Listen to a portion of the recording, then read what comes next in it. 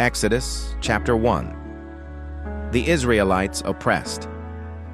These are the names of the sons of Israel who went to Egypt with Jacob, each with his family: Reuben, Simeon, Levi, and Judah; Issachar, Zebulun, and Benjamin; Dan and Naphtali; Gad and Asher. The descendants of Jacob numbered 70 in all. Joseph was already in Egypt. Now Joseph and all his brothers and all that generation died, but the Israelites were exceedingly fruitful. They multiplied greatly, increased in numbers, and became so numerous that the land was filled with them.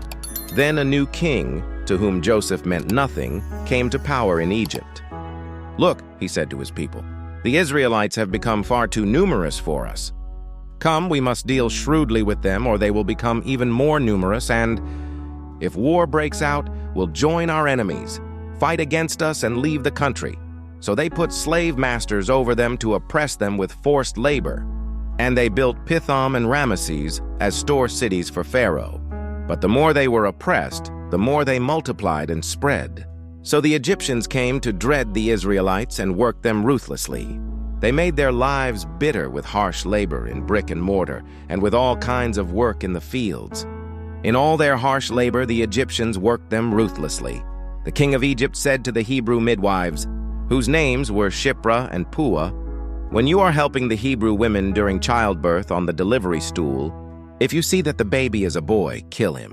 But if it is a girl, let her live." The midwives, however, feared God and did not do what the king of Egypt had told them to do. They let the boys live. Then the king of Egypt summoned the midwives and asked them, "Why have you done this? Why have you let the boys live?" The midwives answered Pharaoh, "Hebrew women are not like Egyptian women. They are vigorous and give birth before the midwives arrive." So God was kind to the midwives, and the people increased and became even more numerous. And because the midwives feared God, he gave them families of their own. Then Pharaoh gave this order to all his people: "Every Hebrew boy that is born you must throw into the Nile, but let every girl live." Exodus chapter 2. The birth of Moses. Now a man of the tribe of Levi married a Levite woman, and she became pregnant and gave birth to a son. When she saw that he was a fine child, she hid him for 3 months. But when she could hide him no longer, she got a papyrus basket for him and coated it with tar and pitch. Then she placed the child in it and put it among the reeds along the bank of the Nile. His sister stood at a distance to see what would happen to him. Then Pharaoh's daughter went down to the Nile to bathe, and her attendants were walking along the riverbank. She saw the basket among the reeds and sent her female slave to get it. She opened it and saw the baby. He was crying, and she felt sorry for him. "This is one of the Hebrew babies," she said. Then his sister asked Pharaoh's daughter, "Shall I go and get one of the Hebrew women to nurse the baby for you?" "Yes, go," she answered. So the girl went and got the baby's mother. Pharaoh's daughter said to her, "Take this baby and nurse him for me, and I will pay you." So the woman took the baby and nursed him. When the child grew older, she took him to Pharaoh's daughter, and he became her son. She named him Moses, saying, "I drew him out of the water." Moses flees to Midian one day after Moses had grown up. He went out to where his own people were and watched them at their hard labor. He saw an Egyptian beating a Hebrew, one of his own people. Looking this way and that and seeing no one, he killed the Egyptian and hid him in the sand. The next day he went out and saw 2 Hebrews fighting. He asked the one in the wrong, "Why are you hitting your fellow Hebrew?" The man said, "Who made you ruler and judge over us? Are you thinking of killing me as you killed the Egyptian?" Then Moses was afraid and thought, "What I did must have become known." When Pharaoh heard of this, he tried to kill Moses. But Moses fled from Pharaoh and went to live in Midian, where he sat down by a well. Now a priest of Midian had 7 daughters, and they came to draw water and fill the troughs to water their father's flock. Some shepherds came along and drove them away. But Moses got up and came to their rescue and watered their flock. When the girls returned to Reuel, their father, he asked them, "Why have you returned so early today?" They answered, "An Egyptian rescued us from the shepherds. He even drew water for us and watered the flock. And where is he?" Reuel asked his daughters. "Why did you leave him? Invite him to have something to eat." Moses agreed to stay with the man, who gave his daughter Zipporah to Moses in marriage. Zipporah gave birth to a son, and Moses named him Gershom, saying, "I have become a foreigner in a foreign land." During that long period, the king of Egypt died. The Israelites groaned in their slavery and cried out, and their cry for help because of their slavery went up to God. God heard their groaning, and he remembered his covenant with Abraham, with Isaac, and with Jacob. So God looked on the Israelites and was concerned about them. Exodus, chapter 3, Moses and the burning bush. Now, Moses was tending the flock of Jethro, his father-in-law, the priest of Midian, and he led the flock to the far side of the wilderness and came to Horeb, the mountain of God. There the angel of the Lord appeared to him in flames of fire from within a bush. Moses saw that though the bush was on fire, it did not burn up. So Moses thought, "I will go over and see this strange sight, why the bush does not burn up."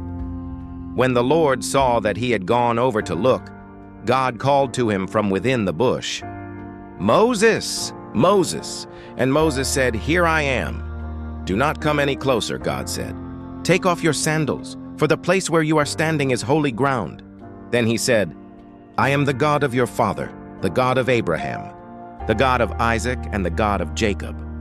At this Moses hid his face, because he was afraid to look at God. The Lord said, "I have indeed seen the misery of my people in Egypt.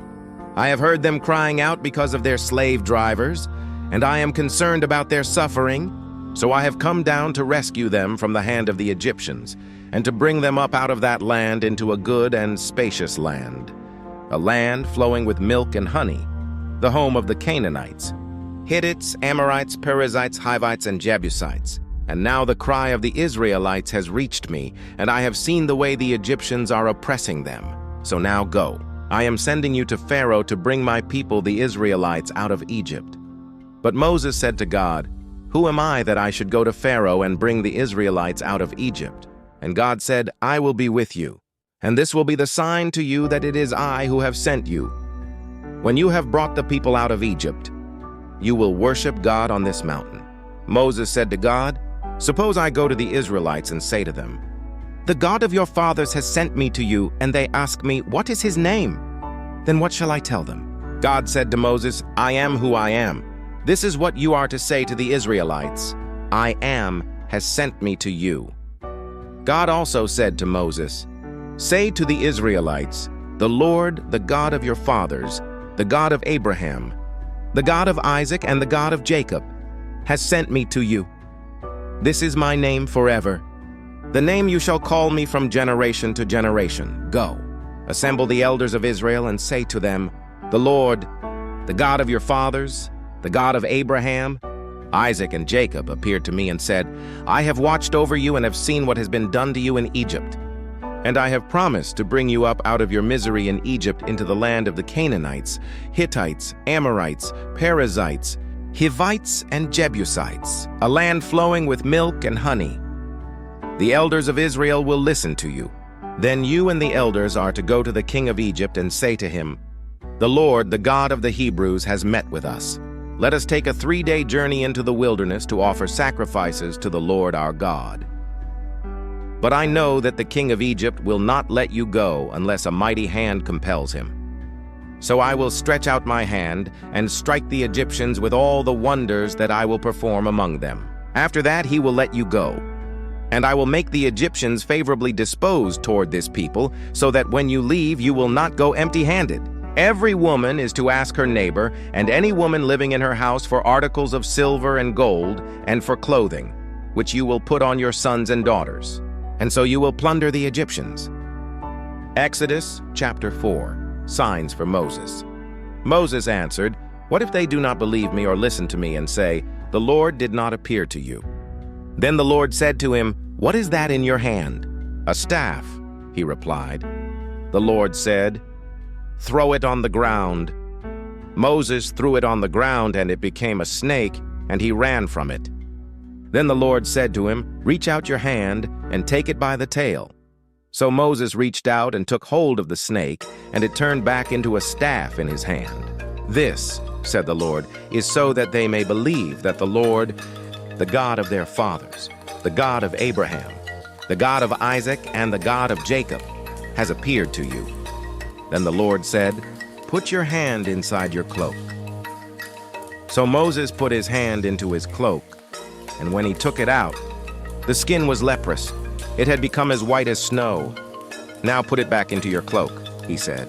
So Moses put his hand back into his cloak, and when he took it out, it was restored, like the rest of his flesh. Then the Lord said, "If they do not believe you or pay attention to the first sign, they may believe the second. But if they do not believe these two signs or listen to you, take some water from the Nile and pour it on the dry ground. The water you take from the river will become blood on the ground." Moses said to the Lord, "Pardon your servant, Lord. I have never been eloquent, neither in the past nor since you have spoken to your servant. I am slow of speech and tongue." The Lord said to him, "Who gave human beings their mouths? Who makes them deaf or mute? Who gives them sight or makes them blind? Is it not I, the Lord? Now go, I will help you speak and will teach you what to say." But Moses said, "Pardon your servant. Lord, please send someone else." Then the Lord's anger burned against Moses, and he said, "What about your brother Aaron the Levite? I know he can speak well. He is already on his way to meet you, and he will be glad to see you. You shall speak to him and put words in his mouth.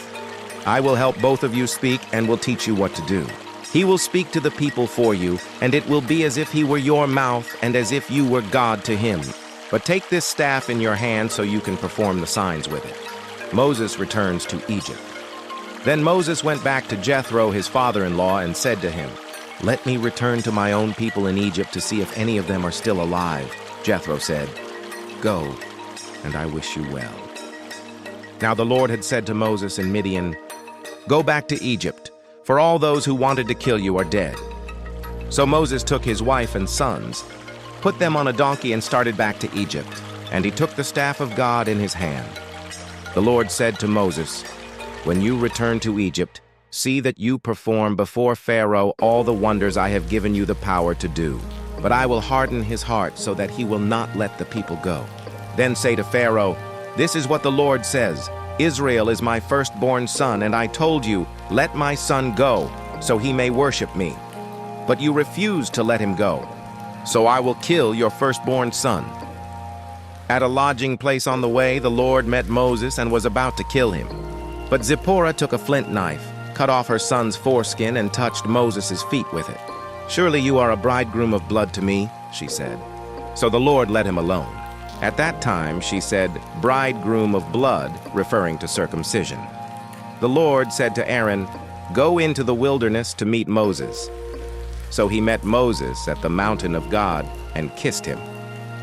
Then Moses told Aaron everything the Lord had sent him to say, and also about all the signs he had commanded him to perform. Moses and Aaron brought together all the elders of the Israelites, and Aaron told them everything the Lord had said to Moses. He also performed the signs before the people, and they believed. And when they heard that the Lord was concerned about them and had seen their misery, they bowed down and worshipped. Exodus chapter 5. Bricks without straw. Afterward, Moses and Aaron went to Pharaoh and said, "This is what the Lord, the God of Israel, says. Let my people go, so that they may hold a festival to me in the wilderness." Pharaoh said, "Who is the Lord that I should obey him and let Israel go? I do not know the Lord, and I will not let Israel go." Then they said, "The God of the Hebrews has met with us. Now, let us take a 3-day journey into the wilderness to offer sacrifices to the Lord our God, or he may strike us with plagues or with the sword." But the king of Egypt said, "Moses and Aaron, why are you taking the people away from their labor? Get back to your work." Then Pharaoh said, "Look, the people of the land are now numerous, and you are stopping them from working." That same day, Pharaoh gave this order to the slave drivers and overseers in charge of the people. "You are no longer to supply the people with straw for making bricks.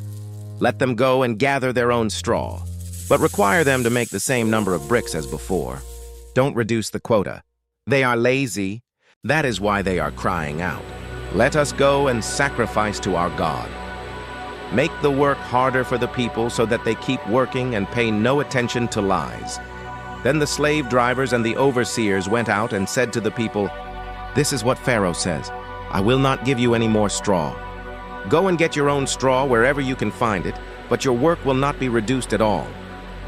So the people scattered all over Egypt to gather stubble to use for straw.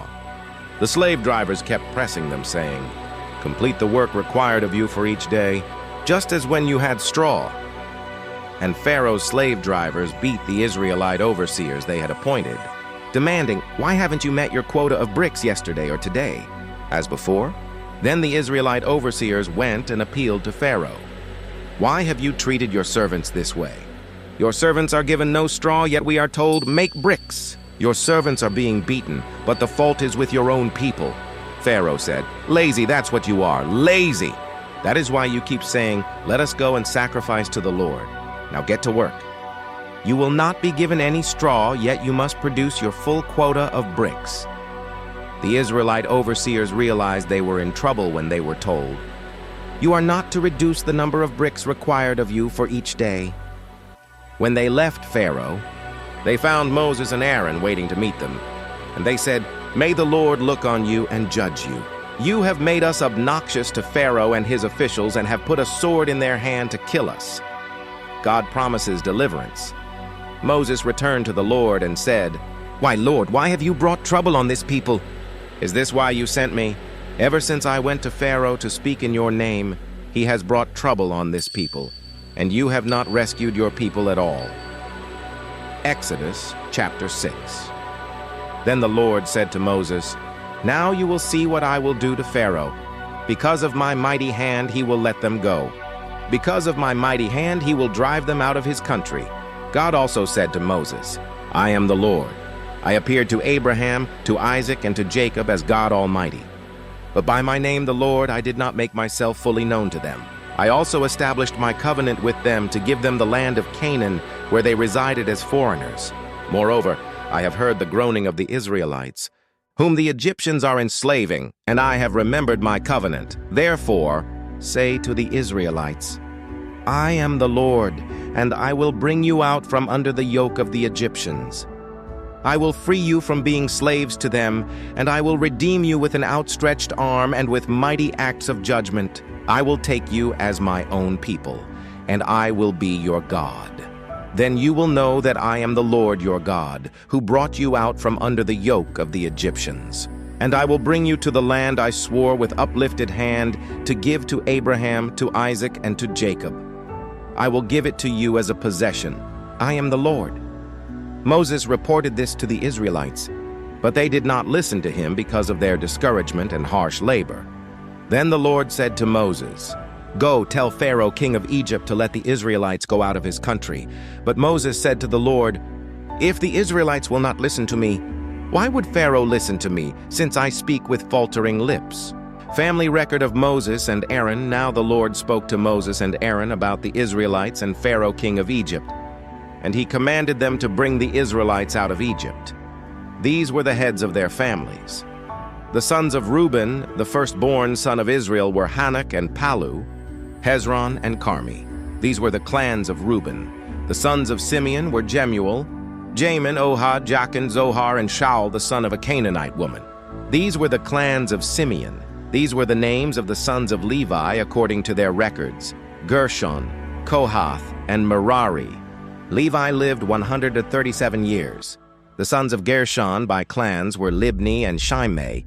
The sons of Kohath were Amram, Izhar, Hebron, and Uziel.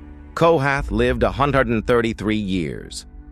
The sons of Merari were Mahli and Mushi. These were the clans of Levi according to their records. Amram married his father's sister Jochebed, who bore him Aaron and Moses. Amram lived 137 years. The sons of Izhar were Korah, Nepheg, and Zikri. The sons of Uziel were Mishael. Elzaphan and Sithri. Aaron married Elisheba, daughter of Aminadab and sister of Nahshon, and she bore him Nadab and Abihu, Eleazar and Ithamar. The sons of Korah were Aser, Elkanah, and Abiasaph. These were the Korahite clans, Eleazar son of Aaron married one of the daughters of Putiel, and she bore him Phinehas. These were the heads of the Levite families, clan by clan. It was this Aaron and Moses to whom the Lord said, "Bring the Israelites out of Egypt by their divisions." They were the ones who spoke to Pharaoh, king of Egypt, about bringing the Israelites out of Egypt. This same Moses and Aaron to speak for Moses now.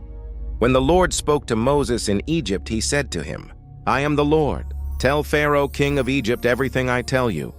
But Moses said to the Lord, "Since I speak with faltering lips, why would Pharaoh listen to me?" Exodus chapter 7. Then the Lord said to Moses, "See, I have made you like God to Pharaoh, and your brother Aaron will be your prophet. You are to say everything I command you, and your brother Aaron is to tell Pharaoh to let the Israelites go out of his country. But I will harden Pharaoh's heart, and though I multiply my signs and wonders in Egypt, he will not listen to you. Then I will lay my hand on Egypt, and with mighty acts of judgment I will bring out my divisions, my people the Israelites. And the Egyptians will know that I am the Lord when I stretch out my hand against Egypt and bring the Israelites out of it." Moses and Aaron did just as the Lord commanded them. Moses was 80 years old, and Aaron 83 when they spoke to Pharaoh. Aaron's staff becomes a snake. The Lord said to Moses and Aaron, "When Pharaoh says to you, 'Perform a miracle,' then say to Aaron, 'Take your staff and throw it down before Pharaoh, and it will become a snake.'" So Moses and Aaron went to Pharaoh and did just as the Lord commanded.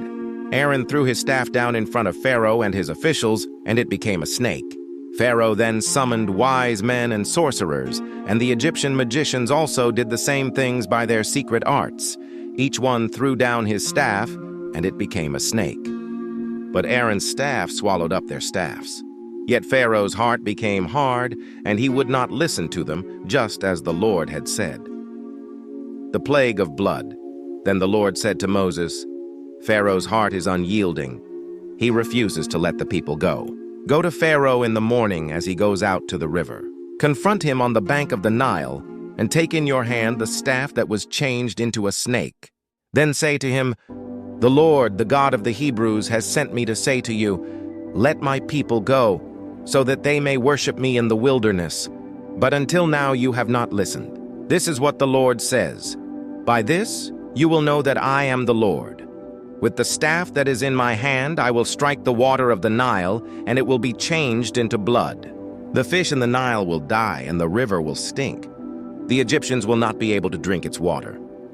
The Lord said to Moses, "Tell Aaron, take your staff and stretch out your hand over the waters of Egypt, over the streams and canals, over the ponds and all the reservoirs, and they will turn to blood. Blood will be everywhere in Egypt, even in vessels of wood and stone." Moses and Aaron did just as the Lord had commanded. He raised his staff in the presence of Pharaoh and his officials and struck the water of the Nile, and all the water was changed into blood. The fish in the Nile died, and the river smelled so bad that the Egyptians could not drink its water. Blood was everywhere in Egypt. But the Egyptian magicians did the same things by their secret arts, and Pharaoh's heart became hard.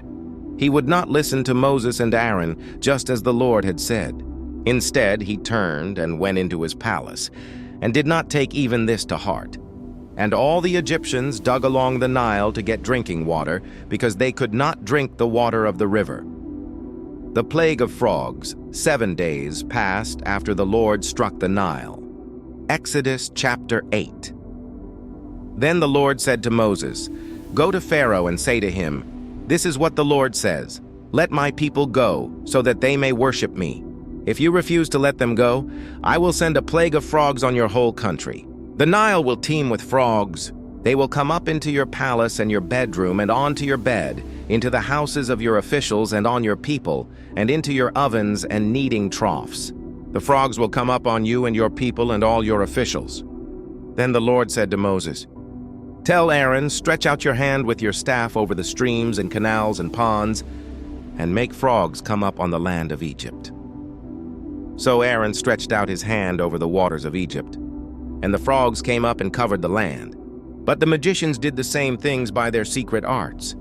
They also made frogs come up on the land of Egypt. Pharaoh summoned Moses and Aaron and said, "Pray to the Lord to take the frogs away from me and my people, and I will let your people go to offer sacrifices to the Lord." Moses said to Pharaoh, "I leave to you the honor of setting the time for me to pray for you and your officials and your people, that you and your houses may be rid of the frogs, except for those that remain in the Nile." "Tomorrow," Pharaoh said. Moses replied, "It will be as you say, so that you may know there is no one like the Lord our God. The frogs will leave you and your houses, your officials and your people. They will remain only in the Nile." After Moses and Aaron left Pharaoh, Moses cried out to the Lord about the frogs he had brought on Pharaoh. And the Lord did what Moses asked. The frogs died in the houses, in the courtyards, and in the fields. They were piled into heaps, and the land reeked of them. But when Pharaoh saw that there was relief, he hardened his heart and would not listen to Moses and Aaron. Just as the Lord had said, the plague of gnats. Then the Lord said to Moses, "Tell Aaron, stretch out your staff and strike the dust of the ground, and throughout the land of Egypt the dust will become gnats." They did this, and when Aaron stretched out his hand with the staff and struck the dust of the ground, gnats came on people and animals. All the dust throughout the land of Egypt became gnats. But when the magicians tried to produce gnats by their secret arts, they could not. Since the gnats were on people and animals everywhere, the magicians said to Pharaoh, "This is the finger of God." But Pharaoh's heart was hard and he would not listen, just as the Lord had said. The plague of flies. Then the Lord said to Moses, "Get up early in the morning and confront Pharaoh as he goes to the river and say to him, 'This is what the Lord says, let my people go so that they may worship me. If you do not let my people go, I will send swarms of flies on you and your officials, on your people and into your houses. The houses of the Egyptians will be full of flies. Even the ground will be covered with them. But on that day I will deal differently with the land of Goshen where my people live. No swarms of flies will be there, so that you will know that I, the Lord, am in this land. I will make a distinction between my people and your people. This sign will occur tomorrow." And the Lord did this. Dense swarms of flies poured into Pharaoh's palace and into the houses of his officials. Throughout Egypt the land was ruined by the flies. Then Pharaoh summoned Moses and Aaron and said, "Go, sacrifice to your God here in the land." But Moses said, "That would not be right. The sacrifices we offer the Lord our God would be detestable to the Egyptians. And if we offer sacrifices that are detestable in their eyes, will they not stone us? We must take a 3-day journey into the wilderness to offer sacrifices to the Lord our God, as he commands us." Pharaoh said, "I will let you go to offer sacrifices to the Lord your God in the wilderness, but you must not go very far. Now pray for me." Moses answered, "As soon as I leave you, I will pray to the Lord, and tomorrow the flies will leave Pharaoh and his officials and his people. Only let Pharaoh be sure that he does not act deceitfully again by not letting the people go to offer sacrifices to the Lord." Then Moses left Pharaoh and prayed to the Lord, and the Lord did what Moses asked. The flies left Pharaoh and his officials and his people. Not a fly remained. But this time also Pharaoh hardened his heart and would not let the people go. Exodus chapter 9. The plague on livestock. Then the Lord said to Moses, "Go to Pharaoh and say to him, 'This is what the Lord, the God of the Hebrews, says, let my people go, so that they may worship me. If you refuse to let them go and continue to hold them back, the hand of the Lord will bring a terrible plague on your livestock in the field, on your horses, donkeys and camels, and on your cattle, sheep and goats. But the Lord will make a distinction between the livestock of Israel and that of Egypt, so that no animal belonging to the Israelites will die.' The Lord set a time and said, 'Tomorrow the Lord will do this in the land.' And the next day the Lord did it. All the livestock of the Egyptians died, but not one animal belonging to the Israelites died. Pharaoh investigated and found that not even one of the animals of the Israelites had died. Yet his heart was unyielding, and he would not let the people go. The plague of boils. Then the Lord said to Moses and Aaron, "Take handfuls of soot from a furnace and have Moses toss it into the air in the presence of Pharaoh. It will become fine dust over the whole land of Egypt, and festering boils will break out on people and animals throughout the land. So they took soot from a furnace and stood before Pharaoh. Moses tossed it into the air, and festering boils broke out on people and animals. The magicians could not stand before Moses because of the boils that were on them and on all the Egyptians. But the Lord hardened Pharaoh's heart, and he would not listen to Moses and Aaron, just as the Lord had said to Moses. The plague of hail, then the Lord said to Moses, "Get up early in the morning, confront Pharaoh, and say to him, 'This is what the Lord, the God of the Hebrews, says, Let my people go so that they may worship me. Or this time I will send the full force of my plagues against you and against your officials and your people, so you may know that there is no one like me in all the earth. For by now I could have stretched out my hand and struck you and your people with a plague that would have wiped you off the earth. But I have raised you up for this very purpose, that I might show you my power and that my name might be proclaimed in all the earth. You still set yourself against my people and will not let them go.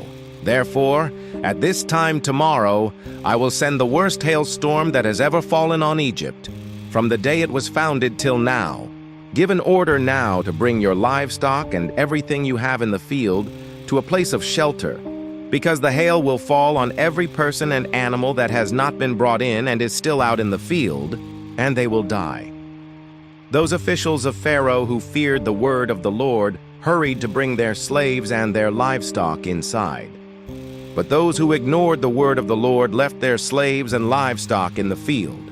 Then the Lord said to Moses, "Stretch out your hand toward the sky so that hail will fall all over Egypt, on people and animals and on everything growing in the fields of Egypt." When Moses stretched out his staff toward the sky, the Lord sent thunder and hail, and lightning flashed down to the ground. So the Lord rained hail on the land of Egypt. Hail fell and lightning flashed back and forth. It was the worst storm in all the land of Egypt since it had become a nation. Throughout Egypt, hail struck everything in the fields, both people and animals. It beat down everything growing in the fields and stripped every tree. The only place it did not hail was the land of Goshen, where the Israelites were. Then Pharaoh summoned Moses and Aaron. "This time I have sinned," he said to them. "The Lord is in the right, and I and my people are in the wrong. Pray to the Lord, for we have had enough thunder and hail. I will let you go. You don't have to stay any longer." Moses replied, "When I have gone out of the city, I will spread out my hands in prayer to the Lord. The thunder will stop and there will be no more hail. So you may know that the earth is the Lord's. But I know that you and your officials still do not fear the Lord God." The flax and barley were destroyed, since the barley had headed and the flax was in bloom. The wheat and spelt, however, were not destroyed, because they ripen later. Then Moses left Pharaoh and went out of the city. He spread out his hands toward the Lord. The thunder and hail stopped, and the rain no longer poured down on the land. When Pharaoh saw that the rain and hail and thunder had stopped, he sinned again. He and his officials hardened their hearts. So Pharaoh's heart was hard, and he would not let the Israelites go, just as the Lord had said through Moses. Exodus chapter 10.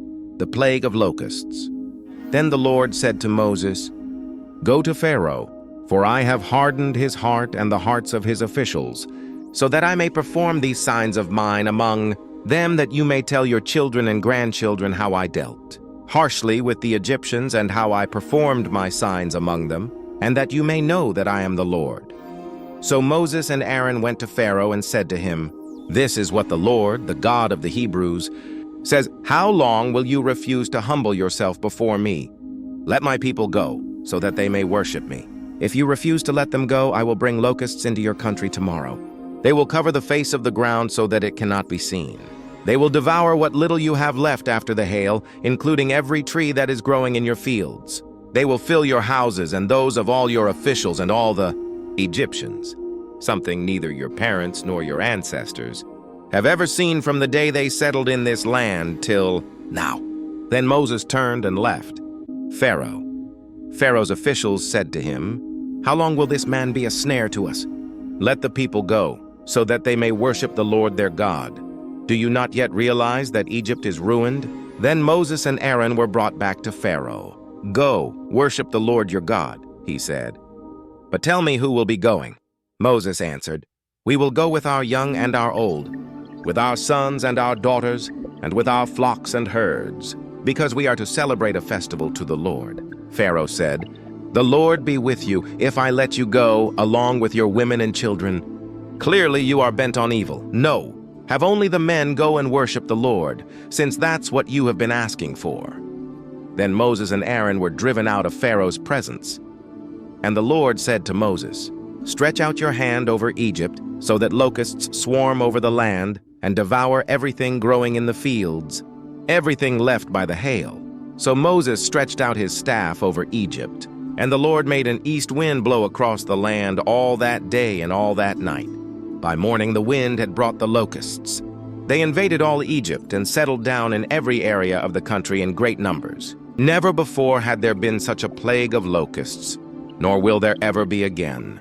They covered all the ground until it was black. They devoured all that was left after the hail, everything growing in the fields and the fruit on the trees. Nothing green remained on tree or plant in all the land of Egypt. Pharaoh quickly summoned Moses and Aaron and said, "I have sinned against the Lord your God and against you. Now forgive my sin once more, and pray to the Lord your God to take this deadly plague away from me." Moses then left Pharaoh and prayed to the Lord. And the Lord changed the wind to a very strong west wind, which caught up the locusts and carried them into the Red Sea. Not a locust was left anywhere in Egypt, but the Lord hardened Pharaoh's heart, and he would not let the Israelites go. The plague of darkness. Then the Lord said to Moses, "Stretch out your hand toward the sky so that darkness spreads over Egypt, darkness that can be felt." So Moses stretched out his hand toward the sky, and total darkness covered all Egypt for 3 days. No one could see anyone else or move about for 3 days. Yet all the Israelites had light in the places where they lived. Then Pharaoh summoned Moses and said, "Go, worship the Lord. Even your women and children may go with you. Only leave your flocks and herds behind." But Moses said, "You must allow us to have sacrifices and burnt offerings to present to the Lord our God. Our livestock too must go with us. Not a hoof is to be left behind. We have to use some of them in worshiping the Lord our God. And until we get there, we will not know what we are to use to worship the Lord." But the Lord hardened Pharaoh's heart, and he was not willing to let them go.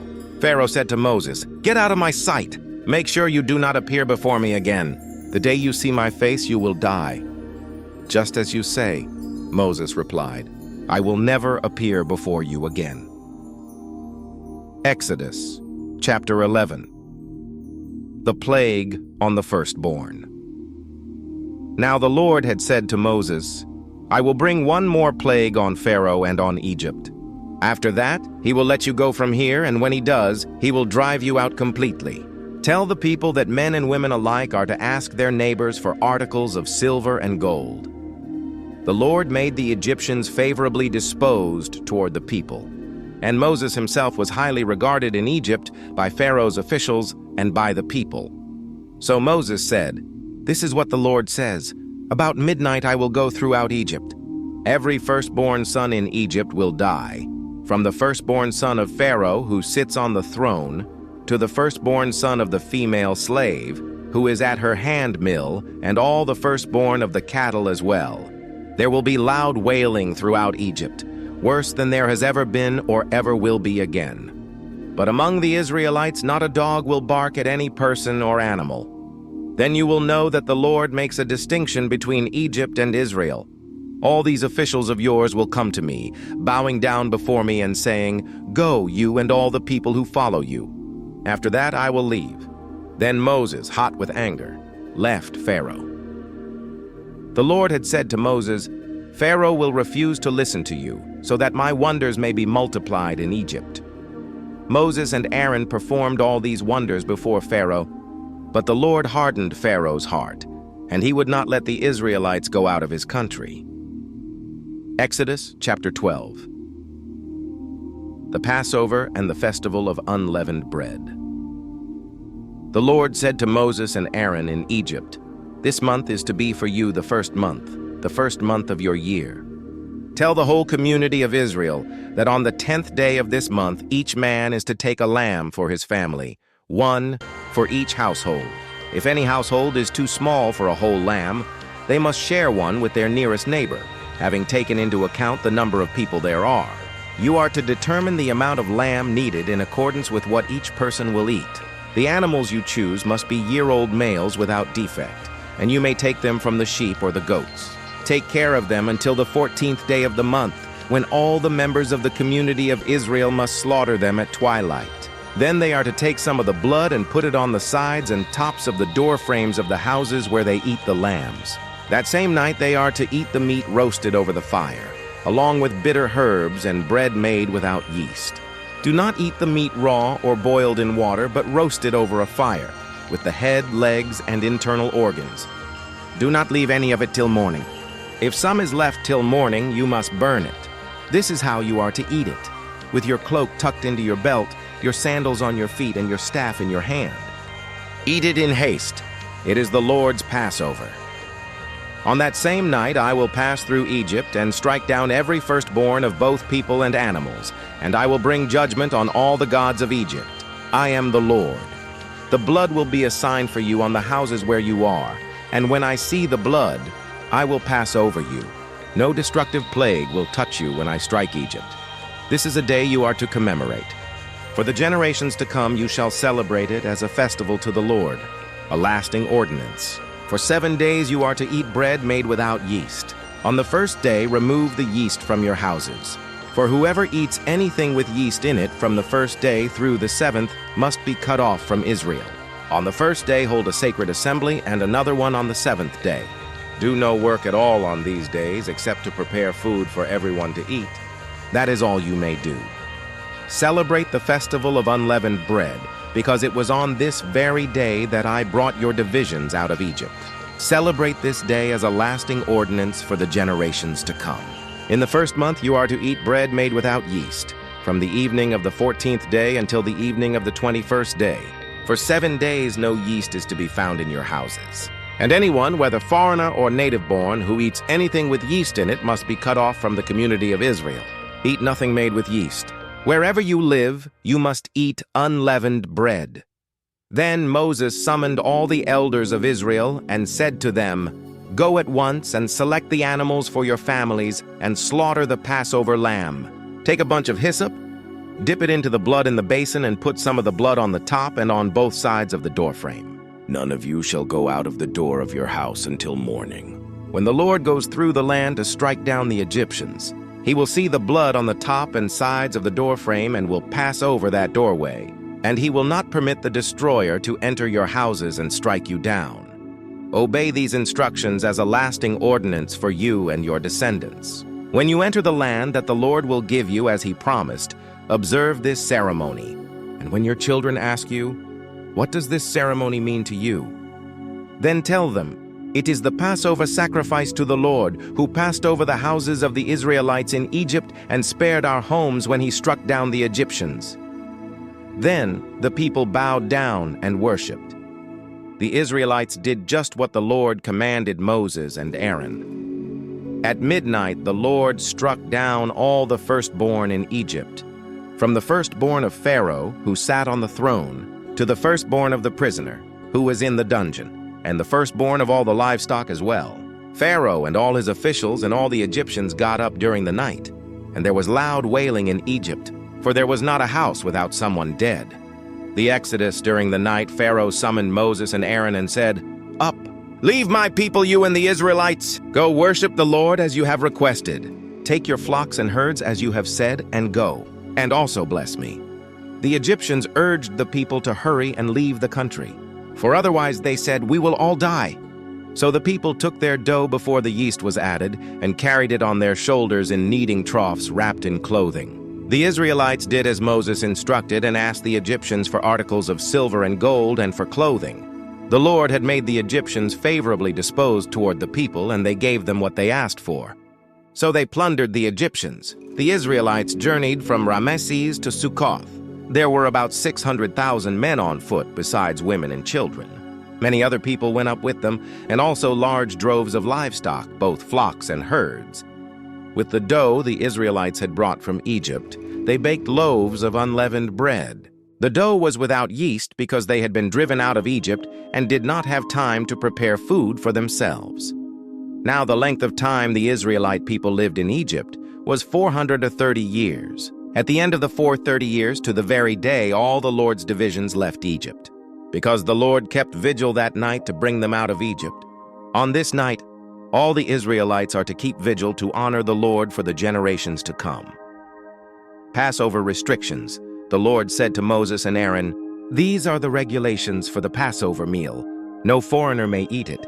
Any slave you have bought may eat it after you have circumcised him, but a temporary resident or a hired worker may not eat it. It must be eaten inside the house. Take none of the meat outside the house. Do not break any of the bones. The whole community of Israel must celebrate it. A foreigner residing among you who wants to celebrate the Lord's Passover must have all the males in his household circumcised. Then he may take part like one born in the land. No uncircumcised male may eat it. The same law applies both to the native-born and to the foreigner residing among you. All the Israelites did just what the Lord had commanded Moses and Aaron. And on that very day the Lord brought the Israelites out of Egypt by their divisions." Exodus chapter. Thrive in consecration of the firstborn. The Lord said to Moses, "Consecrate to me every firstborn male. The first offspring of every womb among the Israelites belongs to me, whether human or animal." Then Moses said to the people, "Commemorate this day, the day you came out of Egypt, out of the land of slavery, because the Lord brought you out of it with a mighty hand. Eat nothing containing yeast. Today, in the month of Aviv, you are leaving, when the Lord brings you into the land of the Canaanites, Hittites, Amorites, Hivites, and Jebusites, the land he swore to your ancestors to give you, a land flowing with milk and honey. You are to observe this ceremony in this month. For 7 days eat bread made without yeast, and on the 7th day hold a festival to the Lord. Eat unleavened bread during those 7 days. Nothing with yeast in it is to be seen among you, nor shall any yeast be seen anywhere within your borders. On that day tell your son, I do this because of what the Lord did for me when I came out of Egypt. This observance will be for you like a sign on your hand and a reminder on your forehead that this law of the Lord is to be on your lips. For the Lord brought you out of Egypt with his mighty hand.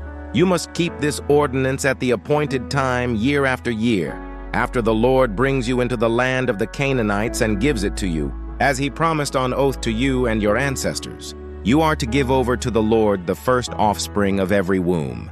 All the firstborn males of your livestock belong to the Lord. Redeem with a lamb every firstborn donkey, but if you do not redeem it, break its neck. Redeem every firstborn among your sons. In days to come, when your son asks you, "What does this mean?" say to him, "With a mighty hand, the Lord brought us out of Egypt, out of the land of slavery. When Pharaoh stubbornly refused to let us go, the Lord killed the firstborn of both people and animals in Egypt. This is why I sacrifice to the Lord the first male, offspring of every womb, and redeem each of my firstborn sons. And it will be like a sign on your hand and a symbol on your forehead that the Lord brought us out of Egypt with his mighty hand." Crossing the sea, when Pharaoh let the people go, God did not lead them on the road through the Philistine country, though that was shorter. For God said if they face war, they might change their minds and return to Egypt. So God led the people around by the desert road, toward the Red Sea. The Israelites went up out of Egypt ready for battle. Moses took the bones of Joseph with him because Joseph had made the Israelites swear an oath. He had said, "God will surely come to your aid, and then you must carry my bones up with you from this place." After leaving Succoth, they camped at Etham on the edge of the desert. By day the Lord went ahead of them in a pillar of cloud to guide them on their way, and by night in a pillar of fire to give them light, so that they could travel by day or night. Neither the pillar of cloud by day nor the pillar of fire by night left its place in front of the people. Exodus chapter 14. Then the Lord said to Moses, "Tell the Israelites to turn back and encamp near Pi-hahiroth between Migdol and the sea. They are to encamp by the sea, directly opposite Baal-zephon. Pharaoh will think, the Israelites are wandering around the land in confusion, hemmed in by the desert. And I will harden Pharaoh's heart, and he will pursue them. But I will gain glory for myself through Pharaoh and all his army, and the Egyptians will know that I am the Lord." So the Israelites did this. When the king of Egypt was told that the people had fled, Pharaoh and his officials changed their minds about them and said, "What have we done?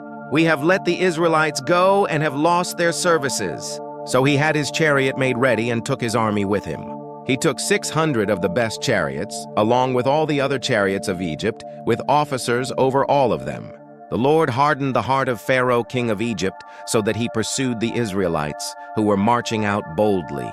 The Egyptians, all Pharaoh's horses and chariots, horsemen and troops, pursued the Israelites and overtook them as they camped by the sea near Pi-hahiroth, opposite Baal-zephon. As Pharaoh approached, the Israelites looked up, and there were the Egyptians marching after them. They were terrified and cried out to the Lord. They said to Moses, "Was it because there were no graves in Egypt that you brought us to the desert to die? What have you done to us by bringing us out of Egypt? Didn't we say to you in Egypt, 'Leave us alone. Let us serve the Egyptians'? It would have been better for us to serve the Egyptians than to die in the desert." Moses answered the people, "Do not be afraid. Stand firm, and you will see the deliverance the Lord will bring you today. The Egyptians you see today you will never see again. The Lord will fight for you. You need only to be still." Then the Lord said to Moses, "Why are you crying out to me? Tell the Israelites to move on. Raise your staff and stretch out your hand over the sea to divide the water so that the Israelites can go through the sea on dry ground. I will harden the hearts of the Egyptians so that they will go in after them. And I will gain glory through Pharaoh and all his army, through his chariots and his horsemen. The Egyptians will know that I am the Lord when I gain glory through Pharaoh, his chariots and his horsemen." Then the angel of God, who had been traveling in front of Israel's army, withdrew and went behind them. The pillar of cloud also moved from in front and stood behind them, coming between the armies of Egypt and Israel. Throughout the night the cloud brought darkness to the one side and light to the other side. So neither went near the other all night long. Then Moses stretched out his hand over the sea, and all that night the Lord drove the sea back with a strong east wind and turned it into dry land. The waters were divided, and the Israelites went through the sea on dry ground, with a wall of water on their right and on their left. The Egyptians pursued them, and all Pharaoh's horses and chariots and horsemen followed them into the sea. During the last watch of the night, the Lord looked down from the pillar of fire and cloud at the Egyptian army and threw it into confusion. He jammed the wheels of their chariots so that they had difficulty driving. And the Egyptians said, "Let's get away from the Israelites. The Lord is fighting for them against Egypt." Then the Lord said to Moses, "Stretch out your hand over the sea so that the waters may flow back over the Egyptians and their chariots and horsemen." Moses stretched out his hand over the sea, and at daybreak the sea went back to its place. The Egyptians were fleeing toward it, and the Lord swept them into the sea. The water flowed back and covered the chariots and horsemen, the entire army of Pharaoh that had followed the Israelites into the sea. Not one of them survived. But the Israelites went through the sea on dry ground, with a wall of water on their right and on their left. That day the Lord saved Israel from the hands of the Egyptians, and Israel saw the Egyptians lying dead on the shore. And when the Israelites saw the mighty hand of the Lord displayed against the Egyptians, the people feared the Lord and put their trust in him and in Moses, his servant. Exodus chapter 15. The Song of Moses and Miriam. Then Moses and the Israelites sang this song to the Lord. "I will sing to the Lord, for he is highly exalted. Both horse and driver he has hurled into the sea. The Lord is my strength and my defense. He has become my salvation. He is my God, and I will praise him, my father's God, and I will exalt him. The Lord is a warrior. The Lord is his name. Pharaoh's chariots and his army he has hurled into the sea. The best of Pharaoh's officers are drowned in the Red Sea. The deep waters have covered them. They sank to the depths like a stone. Your right hand, Lord, was majestic in power. Your right hand, Lord, shattered the enemy. In the greatness of your majesty, you threw down those who opposed you. You unleashed your burning anger. It consumed them like stubble. By the blast of your nostrils, the waters piled up. The surging waters stood up like a wall. The deep waters congealed in the heart of the sea. The enemy boasted, "I will pursue. I will overtake them. I will divide the spoils. I will gorge myself on them. I will draw my sword, and my hand will destroy them." But you blew with your breath, and the sea covered them. They sank like lead in the mighty waters. Who among the gods is like you, Lord? Who is like you, majestic in holiness, awesome in glory, working wonders? You stretch out your right hand, and the earth swallows your enemies. In your unfailing love you will lead the people you have redeemed. In your strength you will guide them to your holy dwelling. The nations will hear and tremble. Anguish will grip the people of Philistia. The chiefs of Edom will be terrified. The leaders of Moab will be seized with trembling. The people of Canaan will melt away. Terror and dread will fall on them. By the power of your arm they will be as still as a stone, until your people pass by, Lord, until the people you bought pass by. You will bring them in and plant them on the mountain of your inheritance, the place, Lord, you made for your dwelling, the sanctuary, Lord. Your hands established. The Lord reigns forever and ever. When Pharaoh's horses, chariots and horsemen went into the sea, the Lord brought the waters of the sea back over them. But the Israelites walked through the sea on dry ground. Then Miriam the prophet, Aaron's sister, took a timbrel in her hand, and all the women followed her, with timbrels and dancing. Miriam sang to them, "Sing to the Lord, for he is highly exalted. Both horse and driver he has hurled into the sea." The waters of Marah and Elim then. Moses led Israel from the Red Sea, and they went into the desert of Shur. For 3 days they traveled in the desert without finding water. When they came to Marah, they could not drink its water because it was bitter. That is why the place is called Marah. So the people grumbled against Moses, saying, "What are we to drink?" Then Moses cried out to the Lord, and the Lord showed him a piece of wood. He threw it into the water, and the water became fit to drink. There the Lord issued a ruling and instruction for them and put them to the test. He said, "If you listen carefully to the Lord your God and do what is right in his eyes, if you pay attention to his commands and keep all his decrees, I will not bring on you any of the diseases I brought on the Egyptians, for I am the Lord who heals you." Then they came to Elim, where there were 12 springs and 70 palm trees, and they camped there near the water. Exodus chapter 16. Manna and Quail. The whole Israelite community set out from Elim and came to the desert of Sin, which is between Elim and Sinai, on the 15th day of the 2nd month after they had come out of Egypt. In the desert, the whole community grumbled against Moses and Aaron. The Israelites said to them, "If only we had died by the Lord's hand in Egypt. There we sat around pots of meat and ate all the food we wanted. But you have brought us out into this desert to starve this entire assembly to death." Then the Lord said to Moses, "I will rain down bread from heaven for you. The people are to go out each day and gather enough for that day. In this way I will test them and see whether they will follow my instructions. On the 6th day they are to prepare what they bring in, and that is to be twice as much as they gather on the other days." So Moses and Aaron said to all the Israelites, "In the evening you will know that it was the Lord who brought you out of Egypt, and in the morning you will see the glory of the Lord, because he has heard your grumbling against him. Who are we that you should grumble against us?" Moses also said, "You will know that it was the Lord when he gives you meat to eat in the evening and all the bread you want in the morning, because he has heard your grumbling against him." Who are we? You are not grumbling against us, but against the Lord. Then Moses told Aaron, "Say to the entire Israelite community, 'Come before the Lord, for he has heard your grumbling.'" While Aaron was speaking to the whole Israelite community, they looked toward the desert, and there was the glory of the Lord appearing in the cloud.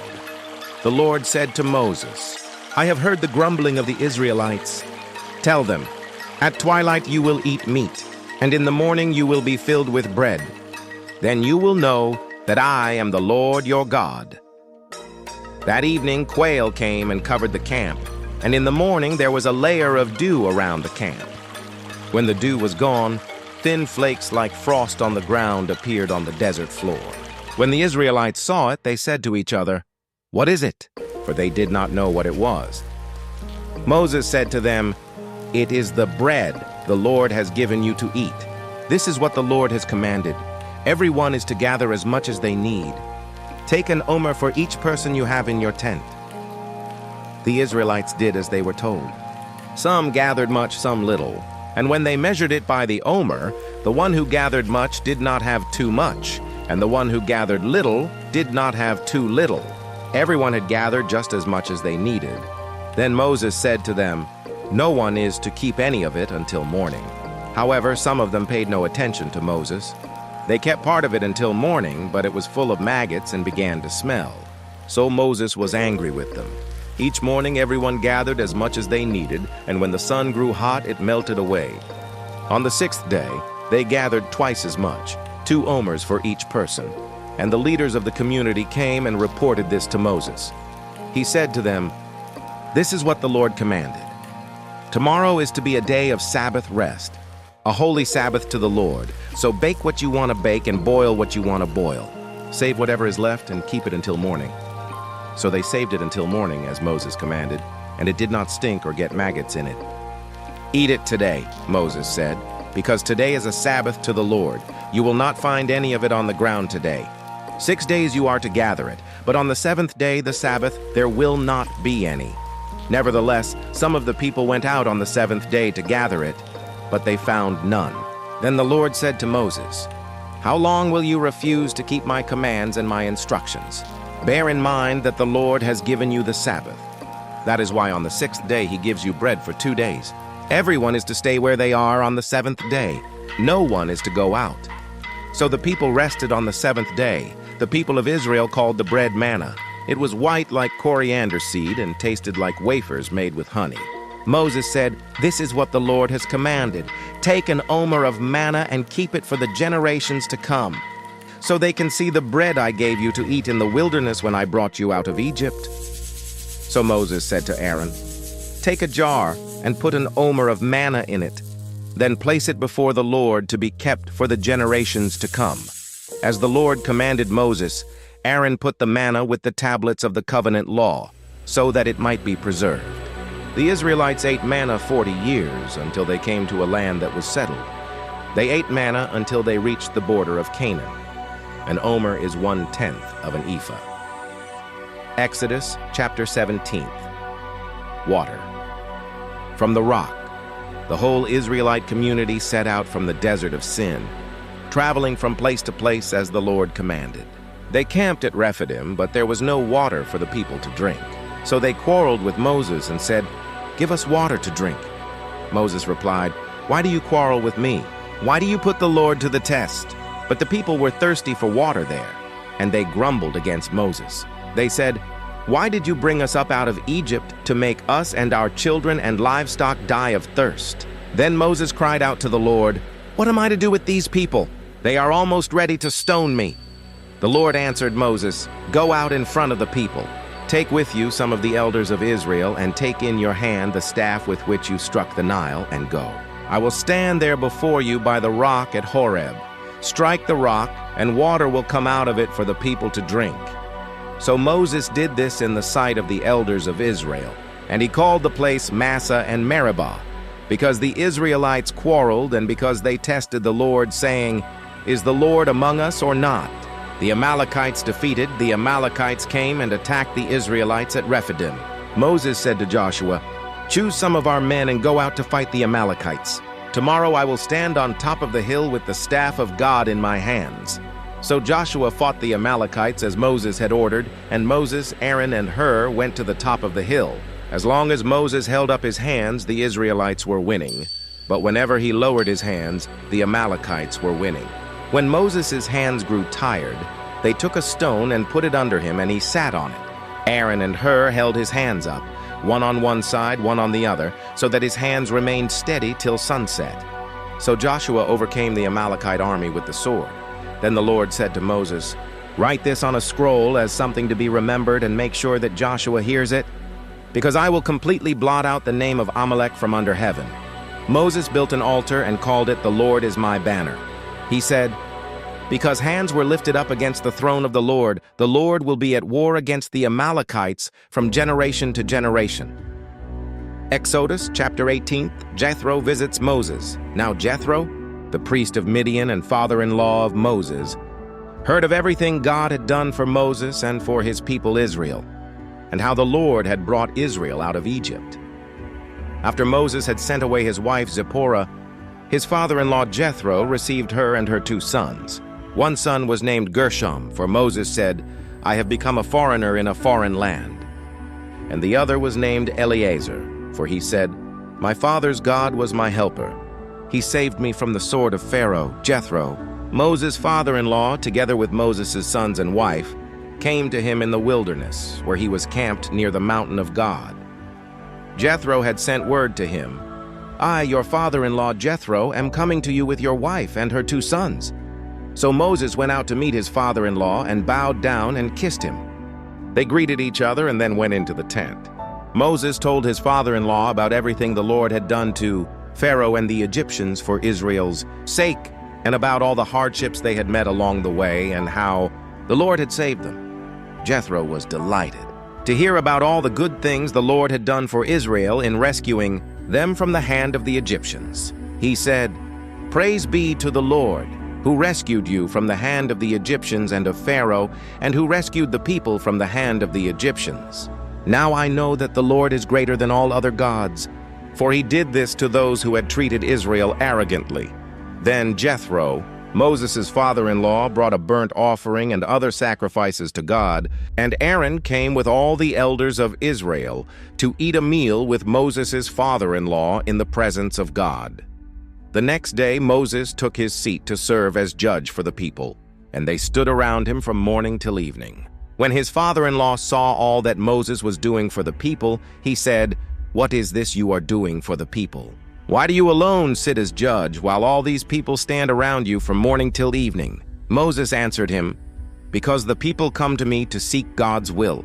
Whenever they have a dispute, it is brought to me, and I decide between the parties and inform them of God's decrees and instructions."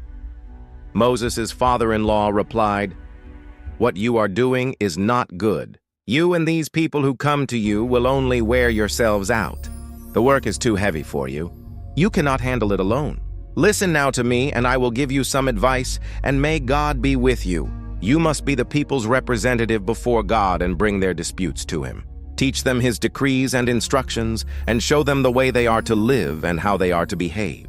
But select capable men from all the people, men who fear God, trustworthy men who hate dishonest gain, and appoint them as officials over thousands, hundreds, fifties, and tens. Have them serve as judges for the people at all times, but have them bring every difficult case to you. The simple cases they can decide themselves. That will make your load lighter, because they will share it with you. If you do this and God so commands, you will be able to stand the strain, and all these people will go home satisfied." Moses listened to his father-in-law and did everything he said. He chose capable men from all Israel and made them leaders of the people, officials over thousands, hundreds, fifties, and tens. They served as judges for the people at all times. The difficult cases they brought to Moses, but the simple ones they decided themselves. Then Moses sent his father-in-law on his way, and Jethro returned to his own country. Exodus chapter 19th at Mount Sinai, on the first day of the 3rd month after the Israelites left Egypt. On that very day, they came to the desert of Sinai. After they set out from Rephidim, they entered the desert of Sinai, and Israel camped there in the desert in front of the mountain. Then Moses went up to God, and the Lord called to him from the mountain and said, "This is what you are to say to the descendants of Jacob, and what you are to tell the people of Israel. You yourselves have seen what I did to Egypt, and how I carried you on eagle's wings and brought you to myself. Now if you obey me fully and keep my covenant, then out of all nations you will be my treasured possession. Although the whole earth is mine, you will be for me a kingdom of priests and a holy nation." These are the words you are to speak to the Israelites. So Moses went back and summoned the elders of the people and set before them all the words the Lord had commanded him to speak. The people all responded together, "We will do everything the Lord has said." So Moses brought their answer back to the Lord. The Lord said to Moses, "I'm going to come to you in a dense cloud, so that the people will hear me speaking with you and will always put their trust in you." Then Moses told the Lord what the people had said. And the Lord said to Moses, "Go to the people and consecrate them today and tomorrow. Have them wash their clothes and be ready by the third day, because on that day the Lord will come down on Mount Sinai in the sight of all the people. Put limits for the people around the mountain and tell them, 'Be careful that you do not approach the mountain or touch the foot of it. Whoever touches the mountain is to be put to death. They are to be stoned or shot with arrows. Not a hand is to be laid on them. No person or animal shall be permitted to live. Only when the ram's horn sounds a long blast may they approach the mountain." After Moses had gone down the mountain to the people, he consecrated them, and they washed their clothes. Then he said to the people, "Prepare yourselves for the third day. Abstain from sexual relations." On the morning of the third day there was thunder and lightning, with a thick cloud over the mountain and a very loud trumpet blast. Everyone in the camp trembled. Then Moses led the people out of the camp to meet with God, and they stood at the foot of the mountain. Mount Sinai was covered with smoke, because the Lord descended on it in fire. The smoke billowed up from it like smoke from a furnace, and the whole mountain trembled violently. As the sound of the trumpet grew louder and louder, Moses spoke, and the voice of God answered him. The Lord descended to the top of Mount Sinai and called Moses to the top of the mountain. So Moses went up, and the Lord said to him, "Go down and warn the people so they do not force their way through to see the Lord, and many of them perish. Even the priests who approach the Lord must consecrate themselves, or the Lord will break out against them." Moses said to the Lord, "The people cannot come up Mount Sinai, because you yourself warned us. Put limits around the mountain and set it apart as holy." The Lord replied, "Go down and bring Aaron up with you. But the priests and the people must not force their way through to come up to the Lord, or he will break out against them." So Moses went down to the people and told them. Exodus chapter 20. The 10 Commandments. And God spoke all these words. "I am the Lord your God who brought you out of Egypt, out of the land of slavery. You shall have no other gods before me. You shall not make for yourself an image in the form of anything in heaven above, or on the earth beneath, or in the waters below. You shall not bow down to them or worship them. For I, the Lord your God, am a jealous God, punishing the children for the sin of the parents to the third and fourth generation of those who hate me. 6, but showing love to 1,000 generations of those who love me and keep my commandments. You shall not misuse the name of the Lord your God, for the Lord will not hold anyone guiltless who misuses his name. Remember the Sabbath day by keeping it holy. 6 days you shall labor and do all your work. 10 but the 7th day is a Sabbath to the Lord your God. On it you shall not do any work, neither you nor your son or daughter, nor your male or female servant, nor your animals, nor any foreigner residing in your towns. 11 For in 6 days the Lord made the heavens and the earth, the sea, and all that is in them. But he rested on the 7th day. Therefore the Lord blessed the Sabbath day and made it holy. Honor your father and your mother, so that you may live long in the land the Lord your God is giving. You 3 You shall not murder. You shall not commit adultery. You shall not steal. You shall not give false testimony against your neighbor. You shall not covet your neighbor's house. You shall not covet your neighbor's wife, or his male or female servant, his ox or donkey, or anything that belongs to your neighbor. When the people saw the thunder and lightning and heard the trumpet and saw the mountain in smoke, they trembled with fear. They stayed at a distance 19 and said to Moses, "Speak to us yourself, and we will listen. But do not have God speak to us, or we will die." Moses said to the people, "Do not be afraid. God has come to test you, so that the fear of God will be with you to keep you from sinning." The people remained at a distance, while Moses approached the thick darkness where God was. Idols and altars, 22. Then the Lord said to Moses, "Tell the Israelites this. You have seen for yourselves that I have spoken to you from heaven. 23. Do not make any gods to be alongside me. Do not make for yourselves gods of silver or gods of gold. Make an altar of earth for me and sacrifice on it your burnt offerings and fellowship offerings, your sheep and goats and your cattle. Wherever I cause my name to be honored, I will come to you and bless you." 25. If you make an altar of stones for me, do not build it with dressed stones, for you will defile it if you use a tool on it. 26. And do not go up to my altar on steps, or your private parts may be exposed. Exodus chapter 21. These are the laws you are to set before them. Hebrew servants. If you buy a Hebrew servant, he is to serve you for 6 years. But in the 7th year he shall go free without paying anything. 3. If he comes alone, he is to go free alone. But if he has a wife when he comes, she is to go with him. If his master gives him a wife and she bears him sons or daughters, the woman and her children shall belong to her master, and only the man shall go free. But if the servant declares, "I love my master and my wife and children and do not want to go free," 6. Then his master must take him before the judges. He shall take him to the door or the doorpost and pierce his ear with an awl. Then he will be his servant for life. If a man sells his daughter as a servant, she is not to go free as male servants do. 8. If she does not please the master who has selected her for himself, he must let her be redeemed. He has no right to sell her to foreigners because he has broken faith with her. 9. If he selects her for his son, he must grant her the rights of a daughter. 10. If he marries another woman, he must not deprive the first one of her food, clothing, and marital rights. 11. If he does not provide her with these 3 things, she is to go free without any payment of money. Personal injuries.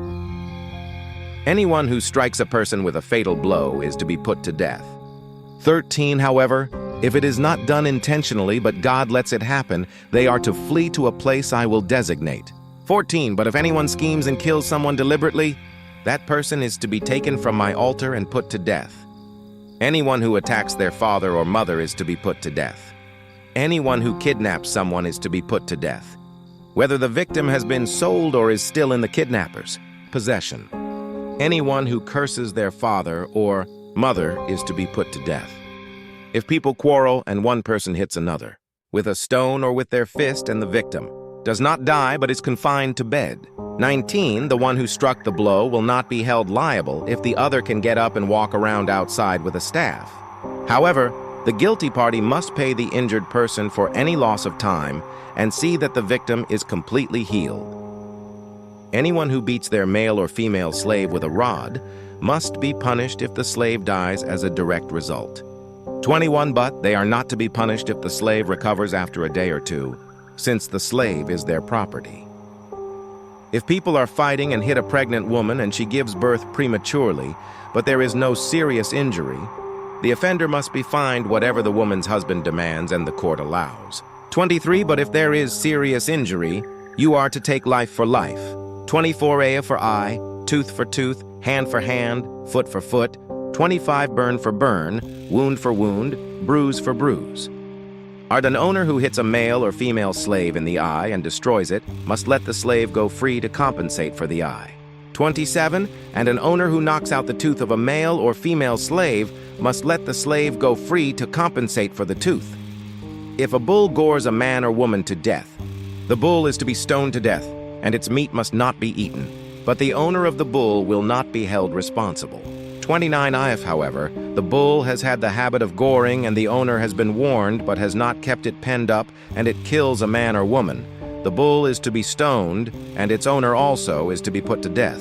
30. However, if payment is demanded, the owner may redeem his life by the payment of whatever is demanded. 31. This law also applies if the bull gores a son or daughter. 32. If the bull gores a male or female slave, the owner must pay 30 shekels of silver to the master of the slave, and the bull is to be stoned to death. If anyone uncovers a pit or digs one and fails to cover it, and an ox or a donkey falls into it, 34. The one who opened the pit must pay the owner for the loss and take the dead animal in exchange. If anyone's bull injures someone else's bull and it dies, the two parties are to sell the live one and divide both the money and the dead animal equally. 36. However, if it was known that the bull had the habit of goring, yet the owner did not keep it penned up, the owner must pay, animal for animal, and take the dead animal in exchange. Exodus chapter 22, protection of property. Whoever steals an ox or a sheep and slaughters it, or sells it must pay back 5 head of cattle for the ox and 4 sheep for the sheep. If a thief is caught breaking in at night and is struck a fatal blow, the defender is not guilty of bloodshed. 3. But if it happens after sunrise, the defender is guilty of bloodshed. Anyone who steals must certainly make restitution, but if they have nothing, they must be sold to pay for their theft. If the stolen animal is found alive in their possession, whether ox or donkey or sheep, they must pay back double. If anyone grazes their livestock in a field or vineyard and lets them stray and they graze in someone else's field, the offender must make restitution from the best of their own field or vineyard. If a fire breaks out and spreads into thorn bushes so that it burns shocks of grain or standing grain or the whole field, the one who started the fire must make restitution. If anyone gives a neighbor silver or goods for safekeeping and they are stolen from the neighbor's house, the thief, if caught, must pay back double. 8. But if the thief is not found, the owner of the house must appear before the judges, and they must determine whether the owner of the house has laid hands on the other person's property. 9. In all cases of illegal possession of an ox, a donkey, a sheep, a garment, or any other lost property about which somebody says, "This is mine," both parties are to bring their cases before the judges. The one whom the judges declare guilty must pay back double to the other. If anyone gives a donkey, an ox, a sheep, or any other animal to their neighbor for safekeeping, and it dies or is injured or is taken away while no one is looking, 11. The issue between them will be settled by the taking of an oath before the Lord that the neighbor did not lay hands on the other person's property. The owner is to accept this, and no restitution is required. 12. But if the animal was stolen from the neighbor, restitution must be made to the owner. 13. If it was torn to pieces by a wild animal, the neighbor shall bring in the remains as evidence and shall not be required to pay for the torn animal. If anyone borrows an animal from their neighbor and it is injured or dies, while the owner is not present, they must make restitution. 15. But if the owner is with the animal, the borrower will not have to pay. If the animal was hired, the money paid for the hire covers the loss. Social responsibility. If a man seduces a virgin who is not pledged to be married and sleeps with her, he must pay the bride price and she shall be his wife. 17. If her father absolutely refuses to give her to him, he must still pay the bride price for virgins. 18. Do not allow a sorceress to live. Anyone who has sexual relations with an animal is to be put to death. Whoever sacrifices to any god other than the Lord must be destroyed. Do not mistreat or oppress a foreigner, for you were foreigners in Egypt. Do not take advantage of the widow or the fatherless. 23. If you do and they cry out to me, I will certainly hear their cry. 24. My anger will be aroused, and I will kill you with the sword. Your wives will become widows, and your children fatherless. If you lend money to one of my people among you who is needy, do not treat it like a business deal. Charge no interest.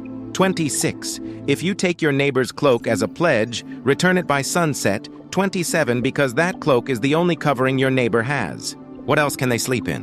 When they cry out to me, I will hear, for I am compassionate. Do not blaspheme God or curse the ruler of your people. Do not hold back offerings from your granaries or your vats. You must give me the firstborn of your sons. 30. Do the same with your cattle and your sheep. Let them stay with their mothers for 7 days, but give them to me on the 8th day. You are to be my holy people, so do not eat the meat of an animal torn by wild beasts. Throw it to the dogs. Exodus chapter 23. Laws of justice and mercy. Do not spread false reports. Do not help a guilty person by being a malicious witness. Do not follow the crowd in doing wrong. When you give testimony in a lawsuit, do not pervert justice by siding with the crowd.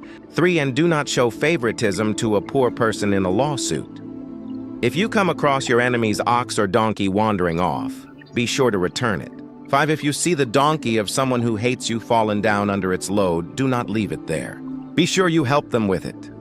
Do not deny justice to your poor people in their lawsuits. 7. Have nothing to do with a false charge, and do not put an innocent or honest person to death, for I will not acquit the guilty. Do not accept a bribe, for a bribe blinds those who see and twists the words of the innocent. Do not oppress a foreigner. You yourselves know how it feels to be foreigners, because you were foreigners in Egypt. Sabbath laws. 10. For 6 years you are to sow your fields and harvest the crops. 11. But during the 7th year let the land lie unplowed and unused. Then the poor among your people may get food from it, and the wild animals may eat what is left. Do the same with your vineyard and your olive grove. 6 days do your work, but on the 7th day do not work, so that your ox and your donkey may rest, and so that the slave born in your household and the foreigner living among you may be refreshed. Be careful to do everything I have said to you.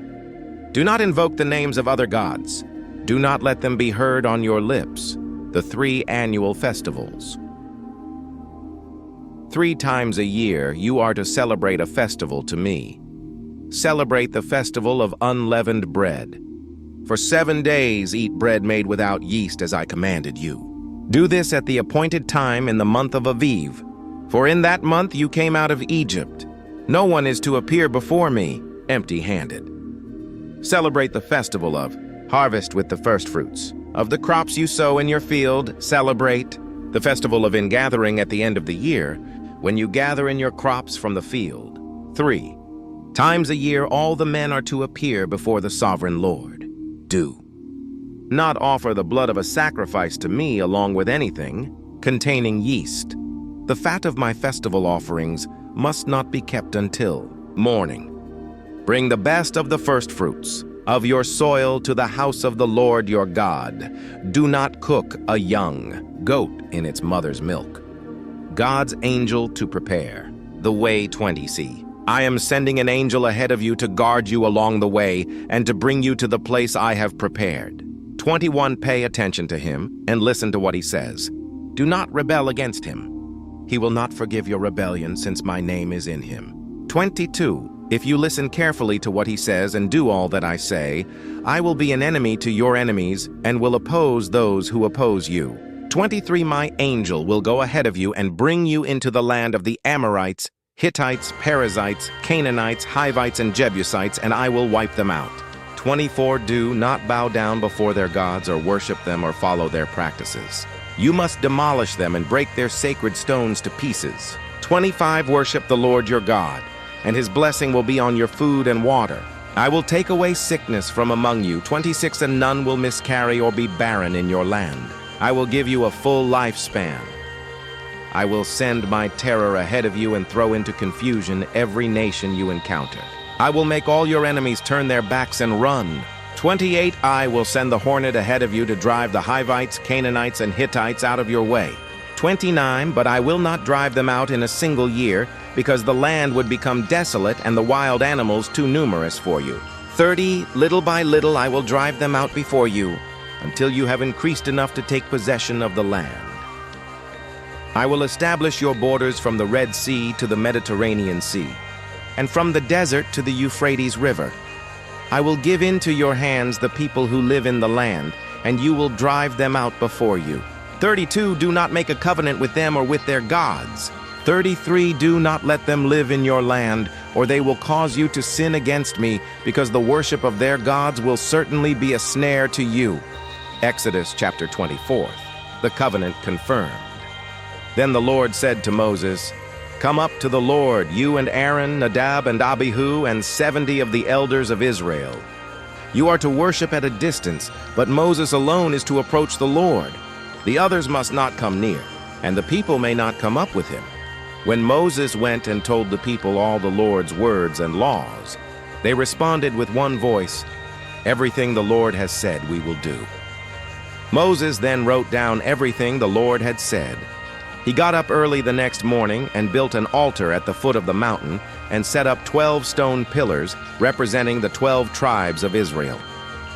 Then he sent young Israelite men And they offered burnt offerings and sacrificed young bulls as fellowship offerings to the Lord.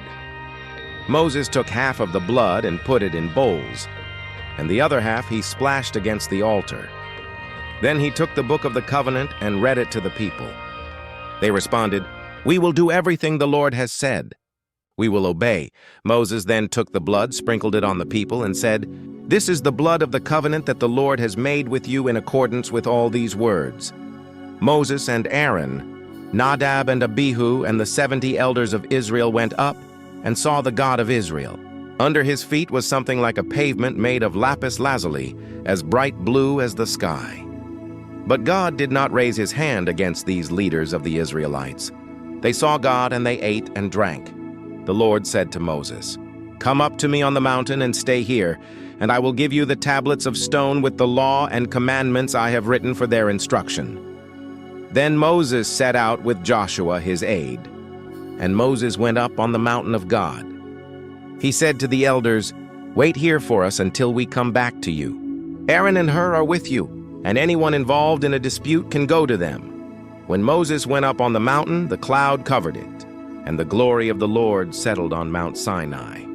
For 6 days the cloud covered the mountain, and on the 7th day the Lord called to Moses from within the cloud. To the Israelites, the glory of the Lord looked like a consuming fire on top of the mountain. Then Moses entered the cloud as he went on up the mountain, and he stayed on the mountain 40 days and 40 nights. Exodus chapter 25. Offerings for the tabernacle. The Lord said to Moses, "Tell the Israelites to bring me an offering. You are to receive the offering for me from everyone whose heart prompts them to give. These are the offerings you are to receive from them: gold, silver, and bronze, blue, purple, and scarlet yarn and fine linen, goat hair, ram skins dyed red and another type of durable leather, acacia wood, olive oil for the light, spices for the anointing oil and for the fragrant incense, and onyx stones and other gems to be mounted on the ephod and breastpiece. Then have them make a sanctuary for me, and I will dwell among them. Make this tabernacle and all its furnishings exactly like the pattern I will show you. The ark. Have them make an ark of acacia wood, 2.5 cubits long, 1.5 cubits wide, and 1.5 cubits high. Overlay it with pure gold, both inside and out, and make a gold molding around it. Cast 4 gold rings for it and fasten them to its 4 feet, with 2 rings on one side and 2 rings on the other. Then make poles of acacia wood and overlay them with gold. Insert the poles into the rings on the sides of the ark to carry it. The poles are to remain in the rings of this ark. They are not to be removed. Then put in the ark the tablets of the covenant law, which I will give you. Make an atonement cover of pure gold, 2.5 cubits long and 1.5 cubits wide. And make 2 cherubim out of hammered gold at the ends of the cover. Make 1 cherub on one end and the second cherub on the other. Make the cherubim of one piece with the cover, at the 2 ends. The cherubim are to have their wings spread upward, overshadowing the cover with them. The cherubim are to face each other, looking toward the cover. Place the cover on top of the ark and put in the ark the tablets of the covenant law that I will give you. There, above the cover, between the 2 cherubim that are over the ark of the covenant law, I will meet with you and give you all my commands for the Israelites. The table. Make a table of acacia wood, 2 cubits long, 1 cubit wide, and 1.5 cubits high. Overlay it with pure gold and make a gold molding around it. Also make around it a rim a handbreadth wide and put a gold molding on the rim. Make 4 gold rings for the table and fasten them to the 4 corners where the 4 legs are. The rings are to be close to the rim to hold the poles used in carrying the table. Make the poles of acacia wood, overlay them with gold, and carry the table with them. And make its plates and dishes of pure gold, as well as its pitchers and bowls for the pouring out of offerings. Put the bread of the presence on this table to be before me at all times. The lampstand. Make a lampstand of pure gold. Hammer out its base and shaft, and make its flower-like cups, buds, and blossoms of one piece with them. 6 branches are to extend from the sides of the lampstand, 3 on one side and 3 on the other. 3 cups shaped like almond flowers with buds and blossoms are to be on one branch, 3 on the next branch, and the same for all 6 branches extending from the lampstand. And on the lampstand there are to be 4 cups shaped like almond flowers with buds and blossoms. 1 bud shall be under the first pair of branches extending from the lampstand, a 2nd bud under the 2nd pair, and a 3rd bud under the 3rd pair, 6 branches in all. The buds and branches shall all be of one piece with the lampstand, hammered out of pure gold. Then make it 7 lamps and set them up on it so that they light the space in front of it. Its wick trimmers and trays are to be of pure gold. A talent of pure gold is to be used for the lampstand and all these accessories. See that you make them according to the pattern shown you on the mountain. Exodus chapter 26. The Tabernacle. Make the tabernacle with 10 curtains of finely twisted linen and blue, purple, and scarlet yarn, with cherubim woven into them by a skilled worker. All the curtains are to be the same size, 28 cubits long and 4 cubits wide. Join 5 of the curtains together and do the same with the other 5. Make loops of blue material along the edge of the end curtain in one set and do the same with the end curtain in the other set. Make 50 loops on one curtain and 50 loops on the end curtain of the other set, with the loops opposite each other. Then make 50 gold clasps and use them to fasten the curtains together so that the tabernacle is a unit. Make curtains of goat hair for the tent over the tabernacle, 11 altogether. All 11 curtains are to be the same size, 30 cubits long and 4 cubits wide. Join 5 of the curtains together into one set and the other 6 into another set. Fold the 6th curtain double at the front of the tent. Make 50 loops along the edge of the end curtain in one set and also along the edge of the end curtain in the other set. Then make 50 bronze clasps and put them in the loops to fasten the tent together as a unit. As for the additional length of the tent curtains, the half curtain that is left over is to hang down at the rear of the tabernacle. The tent curtains will be a cubit longer on both sides. What is left will hang over the sides of the tabernacle so as to cover it. Make for the tent a covering of ram skins dyed red, and over that a covering of the other durable leather. Make upright frames of acacia wood for the tabernacle. Each frame is to be 10 cubits long and a cubit and a half wide, with 2 projections set parallel to each other. Make all the frames of the tabernacle in this way. Make 20 frames for the south side of the tabernacle and make 40 silver bases to go under them, 2 bases for each frame, 1 under each projection. For the other side, the north side of the tabernacle, make 20 frames and 40 silver bases, 2 under each frame. Make 6 frames for the far end, that is, the west end of the tabernacle, and make 2 frames for the corners at the far end. At these 2 corners, they must be double from the bottom all the way to the top and fitted into a single ring. Both shall be like that. So there will be 8 frames and 16 silver bases, 2 under each frame. Also make crossbars of acacia wood, 5 for the frames on one side of the tabernacle, 5 for those on the other side, and 5 for the frames on the west, at the far end of the tabernacle. The center crossbar is to extend from end to end at the middle of the frames. Overlay the frames with gold and make gold rings to hold the crossbars. Also overlay the crossbars with gold. Set up the tabernacle according to the plan shown you on the mountain. Make a curtain of blue, purple, and scarlet yarn and finely twisted linen, with cherubim woven into it by a skilled worker. Hang it with gold hooks on 4 posts of acacia wood overlaid with gold and standing on 4 silver bases. Hang the curtain from the clasps and place the Ark of the Covenant Law behind the curtain. The curtain will separate the holy place from the most holy place.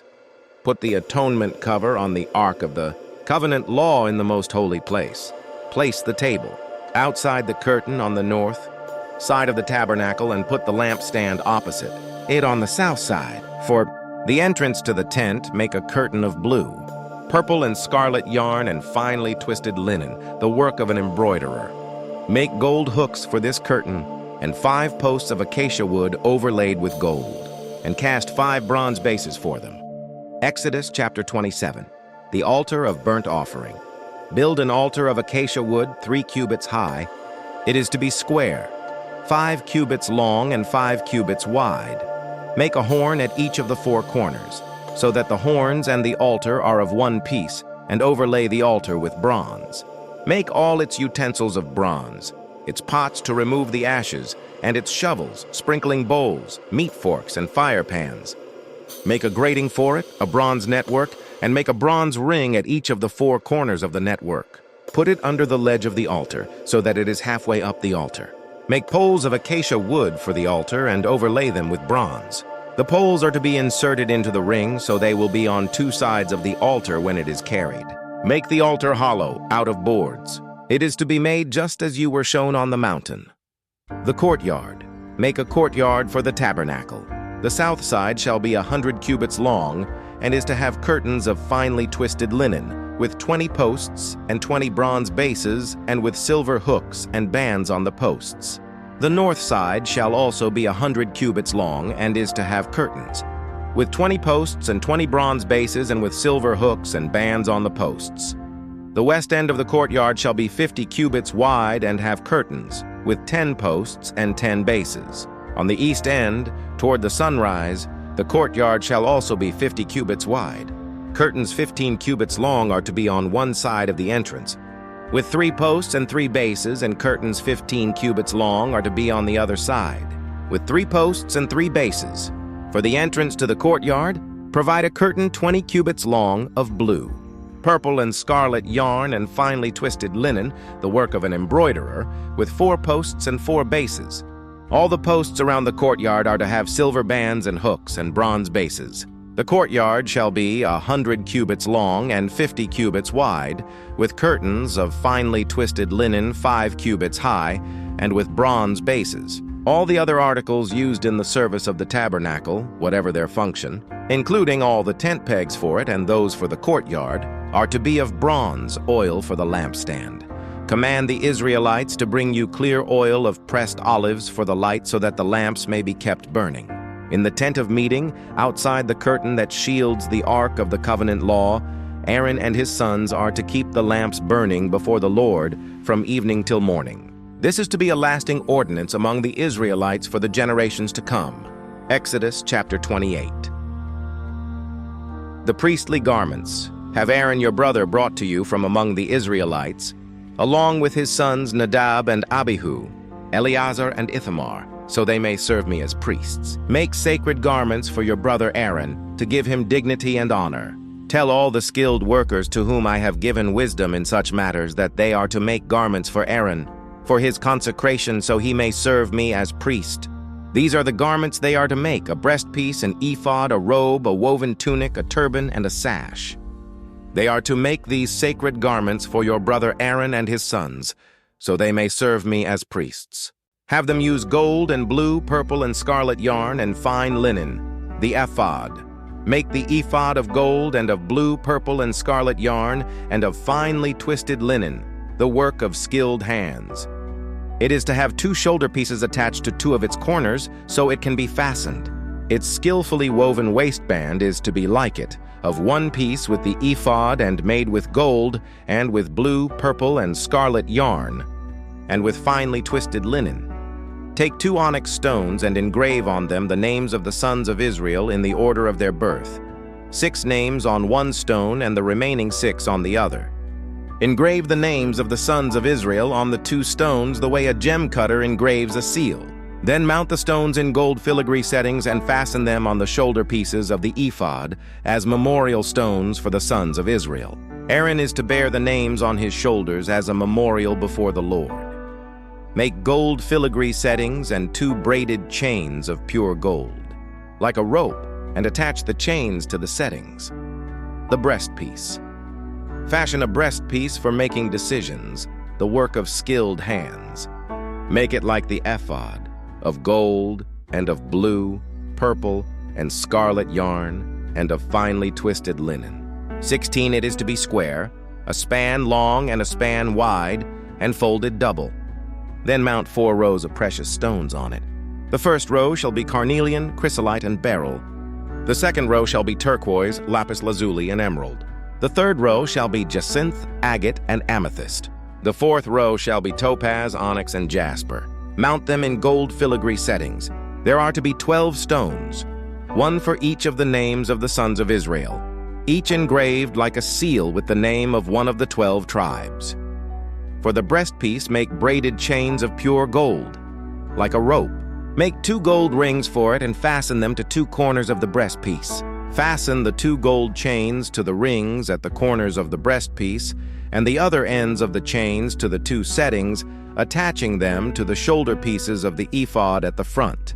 Make 2 gold rings and attach them to the other 2 corners of the breastpiece on the inside edge next to the ephod. Make 2 more gold rings and attach them to the bottom of the shoulder pieces on the front of the ephod, close to the seam just above the waistband of the ephod.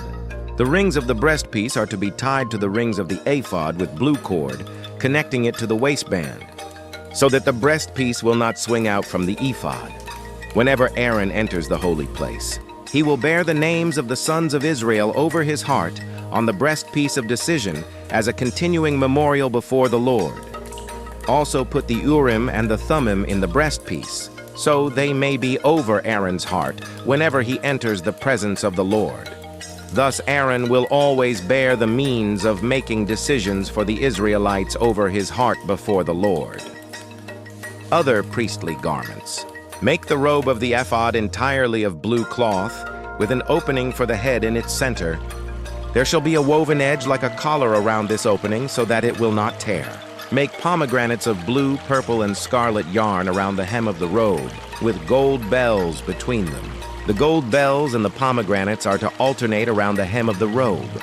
Aaron must wear it when he ministers. The sound of the bells will be heard when he enters the holy place before the Lord, and when he comes out, so that he will not die. Make a plate of pure gold and engrave on it as on a seal, holy to the Lord. Fasten a blue cord to it to attach it to the turban. It is to be on the front of the turban.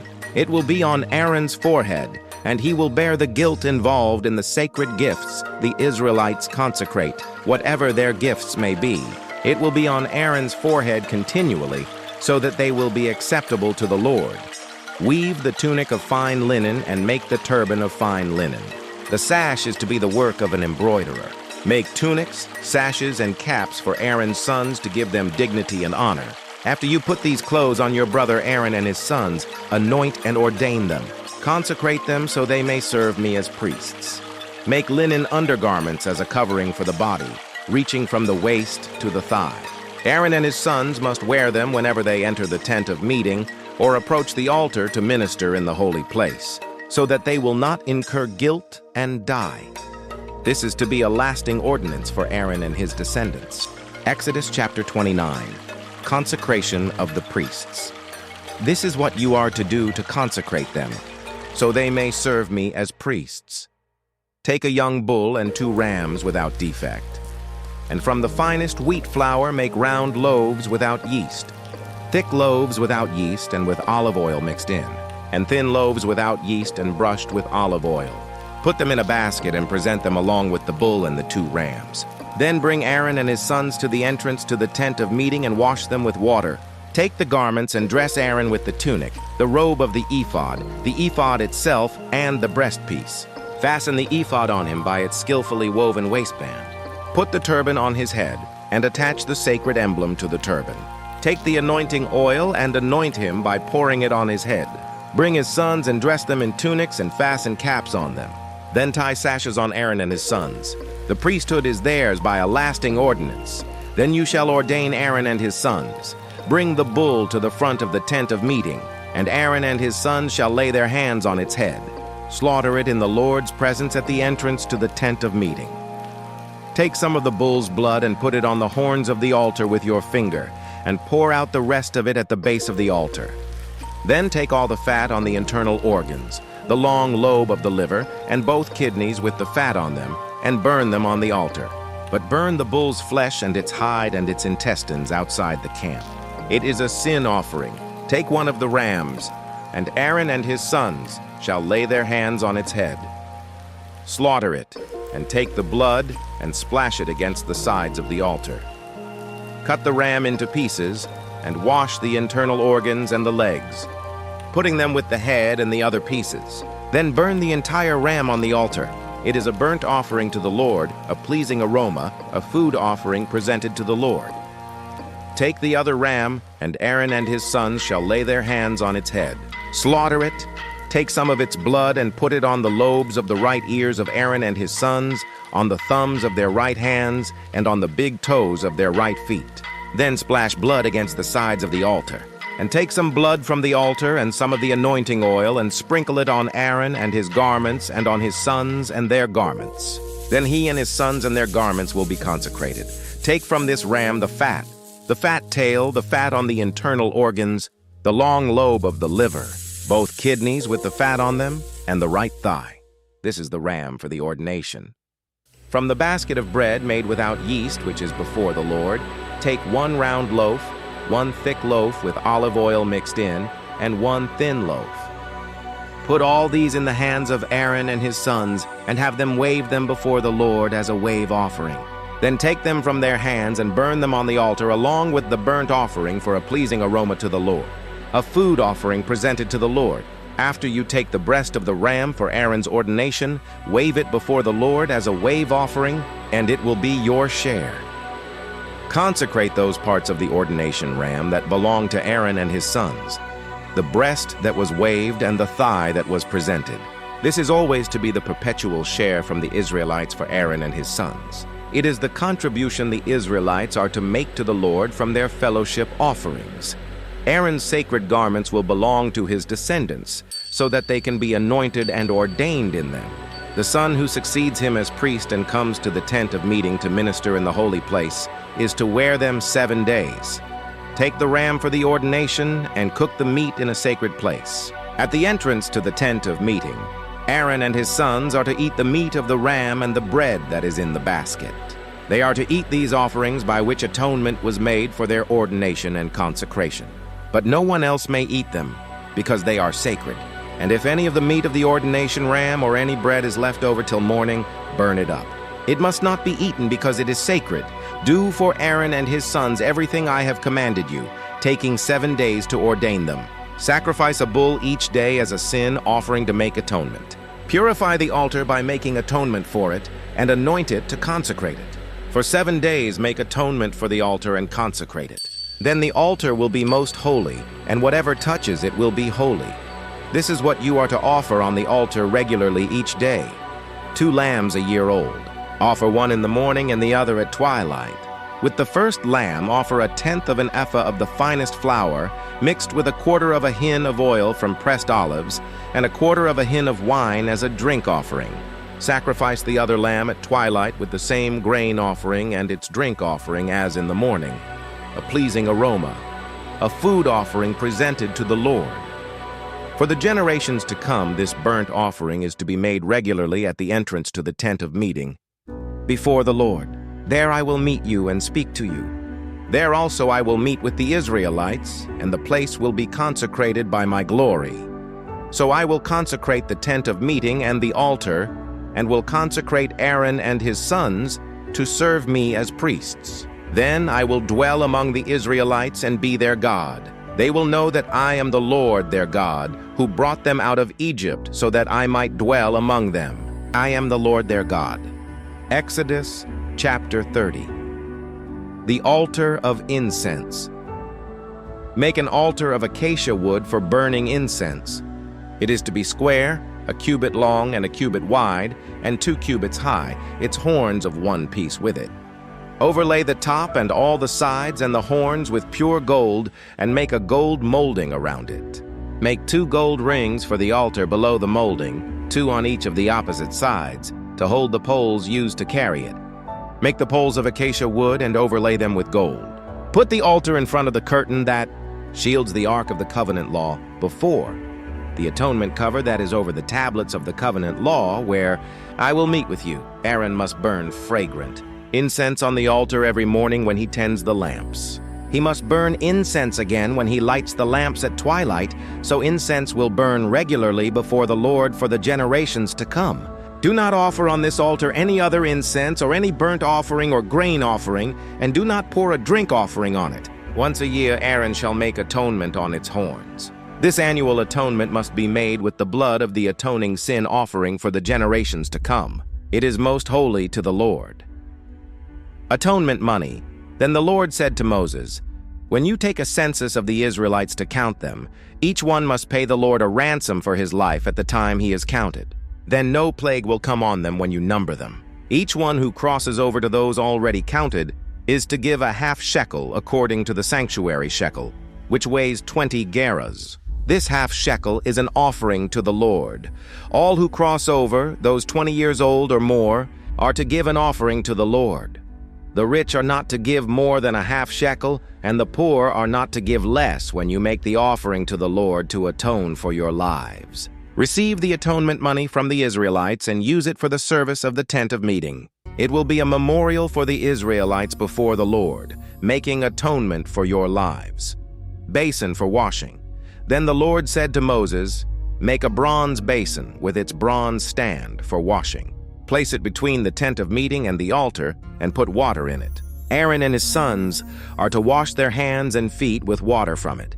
Whenever they enter the tent of meeting, they shall wash with water so that they will not die. Also, when they approach the altar to minister by presenting a food offering to the Lord, they shall wash their hands and feet so that they will not die. This is to be a lasting ordinance for Aaron and his descendants for the generations to come." Anointing oil. Then the Lord said to Moses, "Take the following fine spices: 500 shekels of liquid myrrh, half as much, that is 250 shekels, of fragrant cinnamon, 250 shekels of fragrant calamus, 500 shekels of cassia, all according to the sanctuary shekel, and a hin of olive oil. Make these into a sacred anointing oil, a fragrant blend, the work of a perfumer. It will be the sacred anointing oil. Then use it to anoint the tent of meeting, the ark of the covenant law, the table and all its articles, the lampstand and its accessories, the altar of incense, the altar of burnt offering and all its utensils, and the basin with its stand. You shall consecrate them so they will be most holy, and whatever touches them will be holy. Anoint Aaron and his sons and consecrate them so they may serve me as priests. Say to the Israelites, this is to be my sacred anointing oil for the generations to come. Do not pour it on anyone else's body and do not make any other oil using the same formula. It is sacred, and you are to consider it sacred. Whoever makes perfume like it and puts it on anyone other than a priest must be cut off from their people. Incense. Then the Lord said to Moses, take fragrant spices, gum resin, onycha, and galbanum, and pure frankincense, all in equal amounts, and make a fragrant blend of incense, the work of a perfumer. It is to be salted and pure and sacred. Grind some of it to powder and place it in front of the ark of the covenant law in the tent of meeting, where I will meet with you. It shall be most holy to you. Do not make any incense with this formula for yourselves. Consider it holy to the Lord. Whoever makes incense like it to enjoy its fragrance must be cut off from their people. Exodus chapter 31, Bezalel and Oholiab. Then the Lord said to Moses, see, I have chosen Bezalel son of Uri the son of Hur of the tribe of Judah, and I have filled him with the Spirit of God, with wisdom, with understanding, with knowledge, and with all kinds of skills, to make artistic designs for work in gold, silver and bronze, to cut and set stones, to work in wood, and to engage in all kinds of crafts. Moreover, I have appointed Oholiab son of Ahisamach of the tribe of Dan to help him.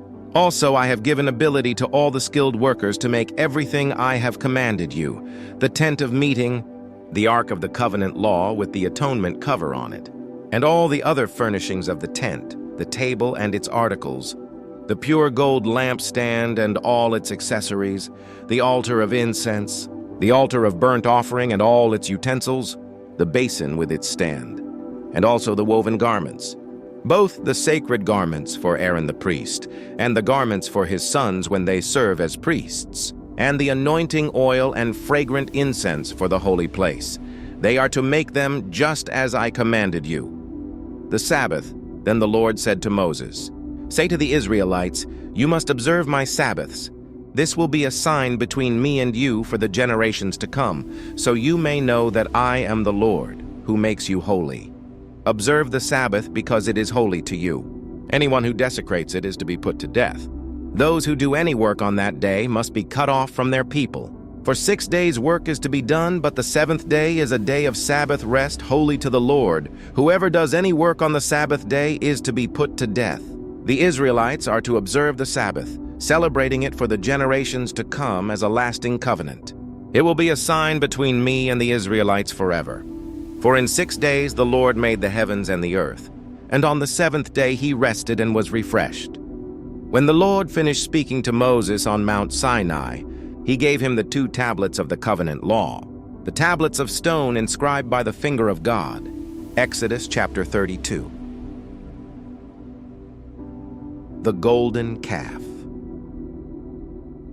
When the people saw that Moses was so long in coming down from the mountain, they gathered around Aaron and said, "Come, make us gods who will go before us. As for this fellow Moses who brought us up out of Egypt, we don't know what has happened to him." Aaron answered them, "Take off the gold earrings that your wives, your sons, and your daughters are wearing, and bring them to me." So all the people took off their earrings and brought them to Aaron. He took what they handed him and made it into an idol cast in the shape of a calf, fashioning it with a tool. Then they said, "These are your gods, Israel, who brought you up out of Egypt." When Aaron saw this, he built an altar in front of the calf and announced, "Tomorrow there will be a festival to the Lord." So the next day the people rose early and sacrificed burnt offerings and presented fellowship offerings. Afterward they sat down to eat and drink and got up to indulge in revelry. Then the Lord said to Moses, "Go down, because your people, whom you brought up out of Egypt, have become corrupt. They have been quick to turn away from what I commanded them, and have made themselves an idol cast in the shape of a calf. They have bowed down to it and sacrificed to it, and have said, 'These are your gods, Israel, who brought you up out of Egypt.'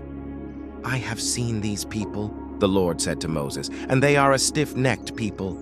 Now leave me alone so that my anger may burn against them and that I may destroy them. Then I will make you into a great nation." But Moses sought the favor of the Lord his God.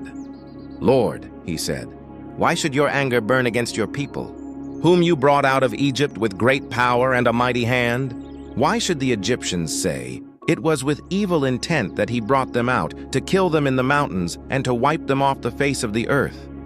Turn from your fierce anger. Relent and do not bring disaster on your people. Remember your servants Abraham, Isaac, and Israel, to whom you swore by your own self. I will make your descendants as numerous as the stars in the sky, and I will give your descendants all this land I promised them, and it will be their inheritance forever." Then the Lord relented and did not bring on his people the disaster he had threatened. Moses turned and went down the mountain, with the 2 tablets of the covenant law in his hands. They were inscribed on both sides, front and back. The tablets were the work of God.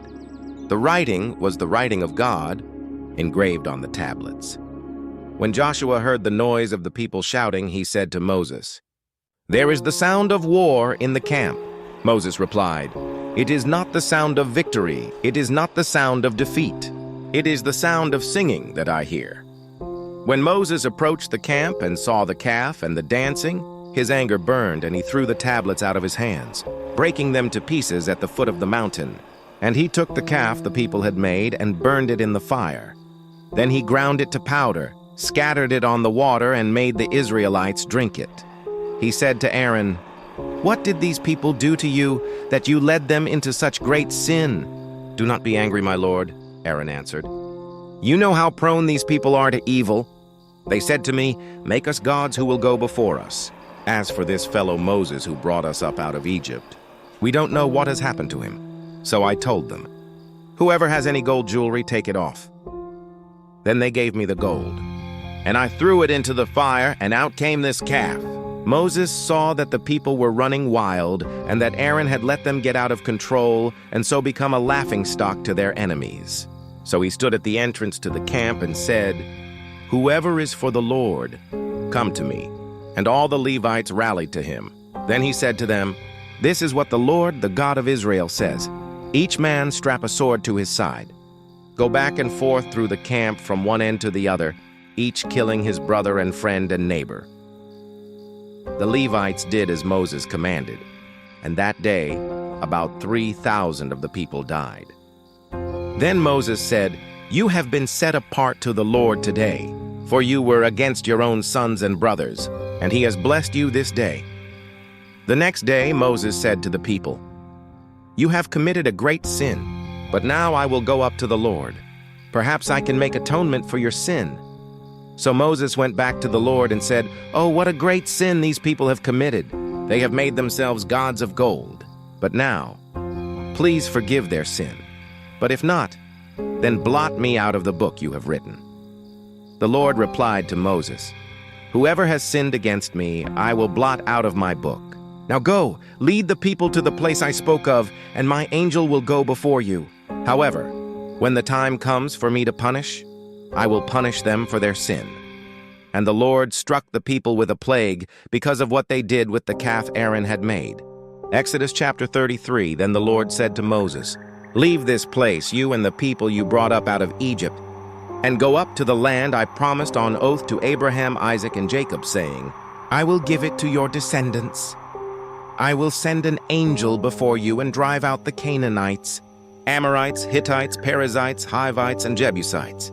Go up to the land flowing with milk and honey. But I will not go with you because you are a stiff-necked people, and I might destroy you on the way."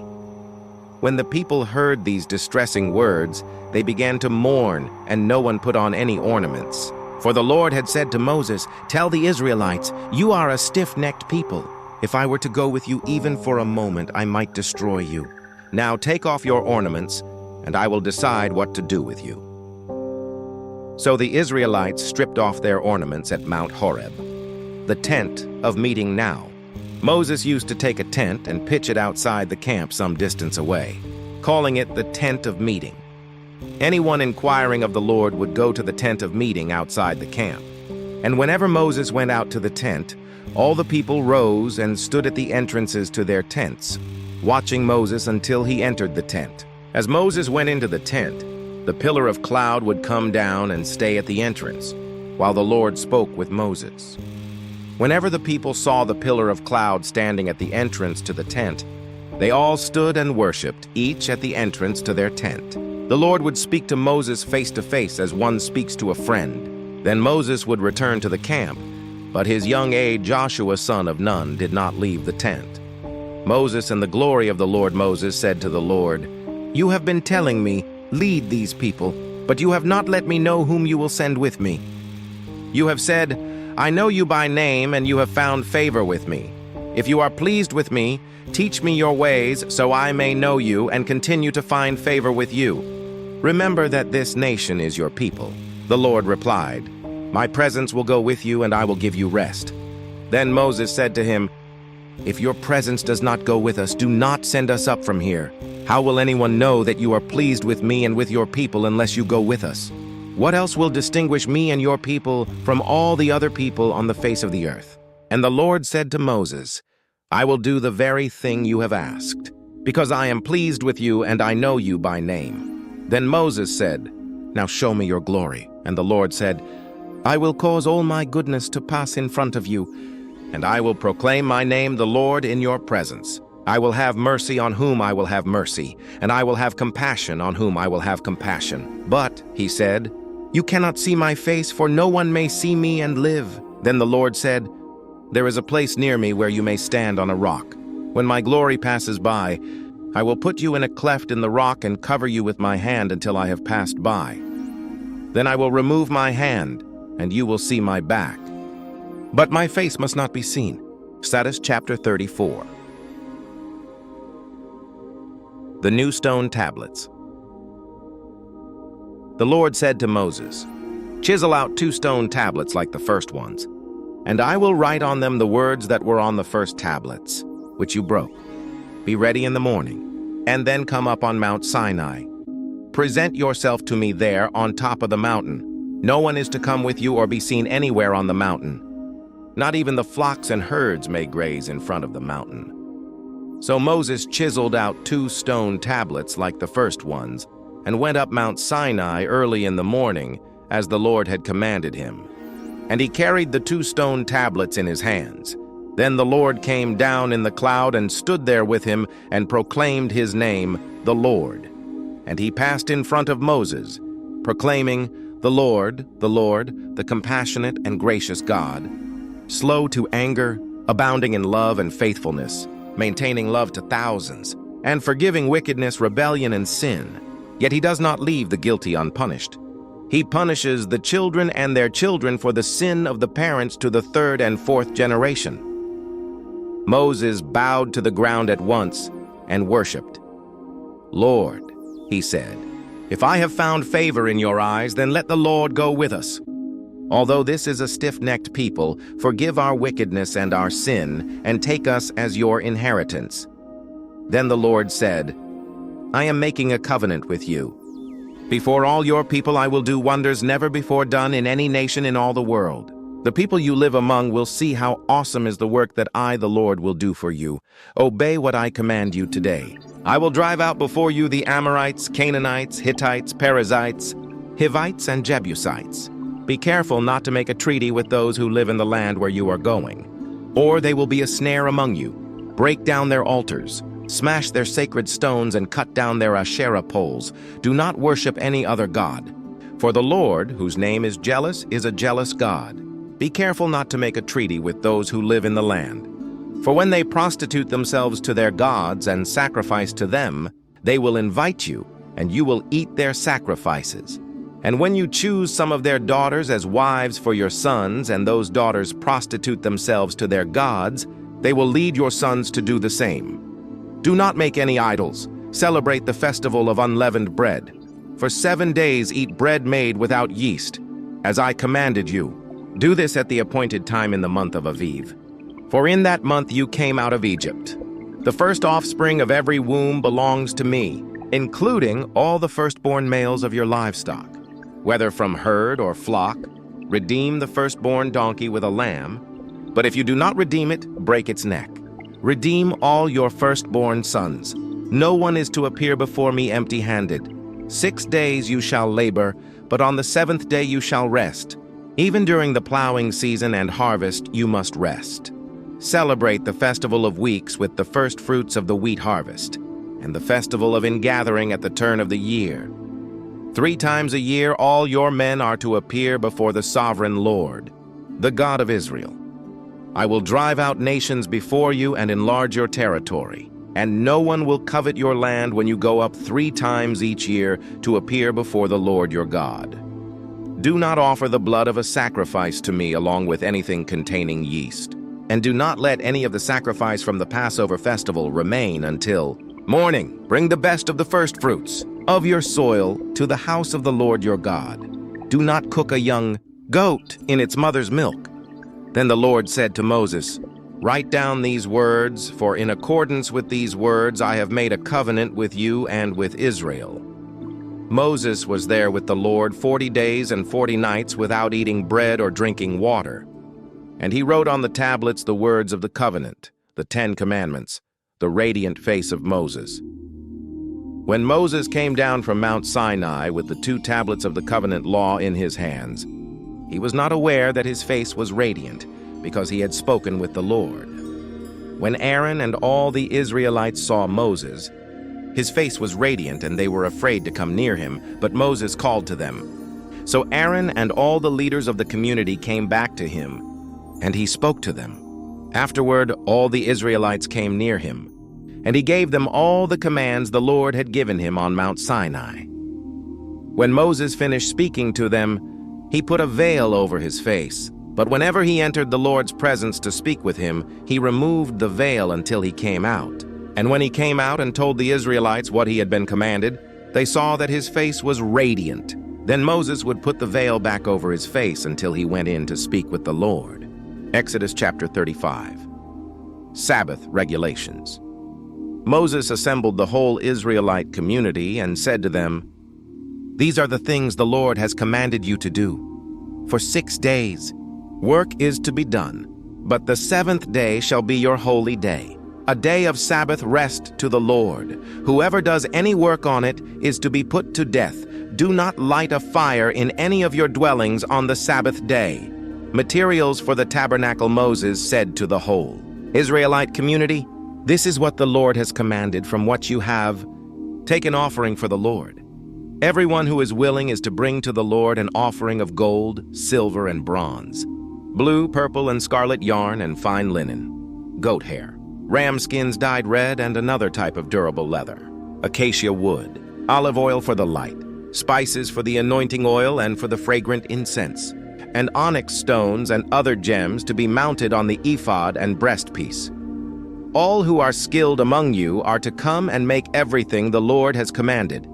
the tabernacle with its tent and its covering, clasps, frames, crossbars, posts, and bases, the ark with its poles and the atonement cover and the curtain that shields it, the table with its poles and all its articles and the bread of the presence, the lampstand that is for light with its accessories, lamps and oil for the light, the altar of incense with its poles, the anointing oil and the fragrant incense, the curtain for the doorway at the entrance to the tabernacle, the altar of burnt offering with its bronze grating, its poles and all its utensils, the bronze basin with its stand, the curtains of the courtyard with its posts and bases, and the curtain for the entrance to the courtyard, the tent pegs for the tabernacle and for the courtyard and their ropes, the woven garments worn for ministering in the sanctuary, both the sacred garments for Aaron, the priest, and the garments for his sons when they serve as priests. Then the whole Israelite community withdrew from Moses' presence,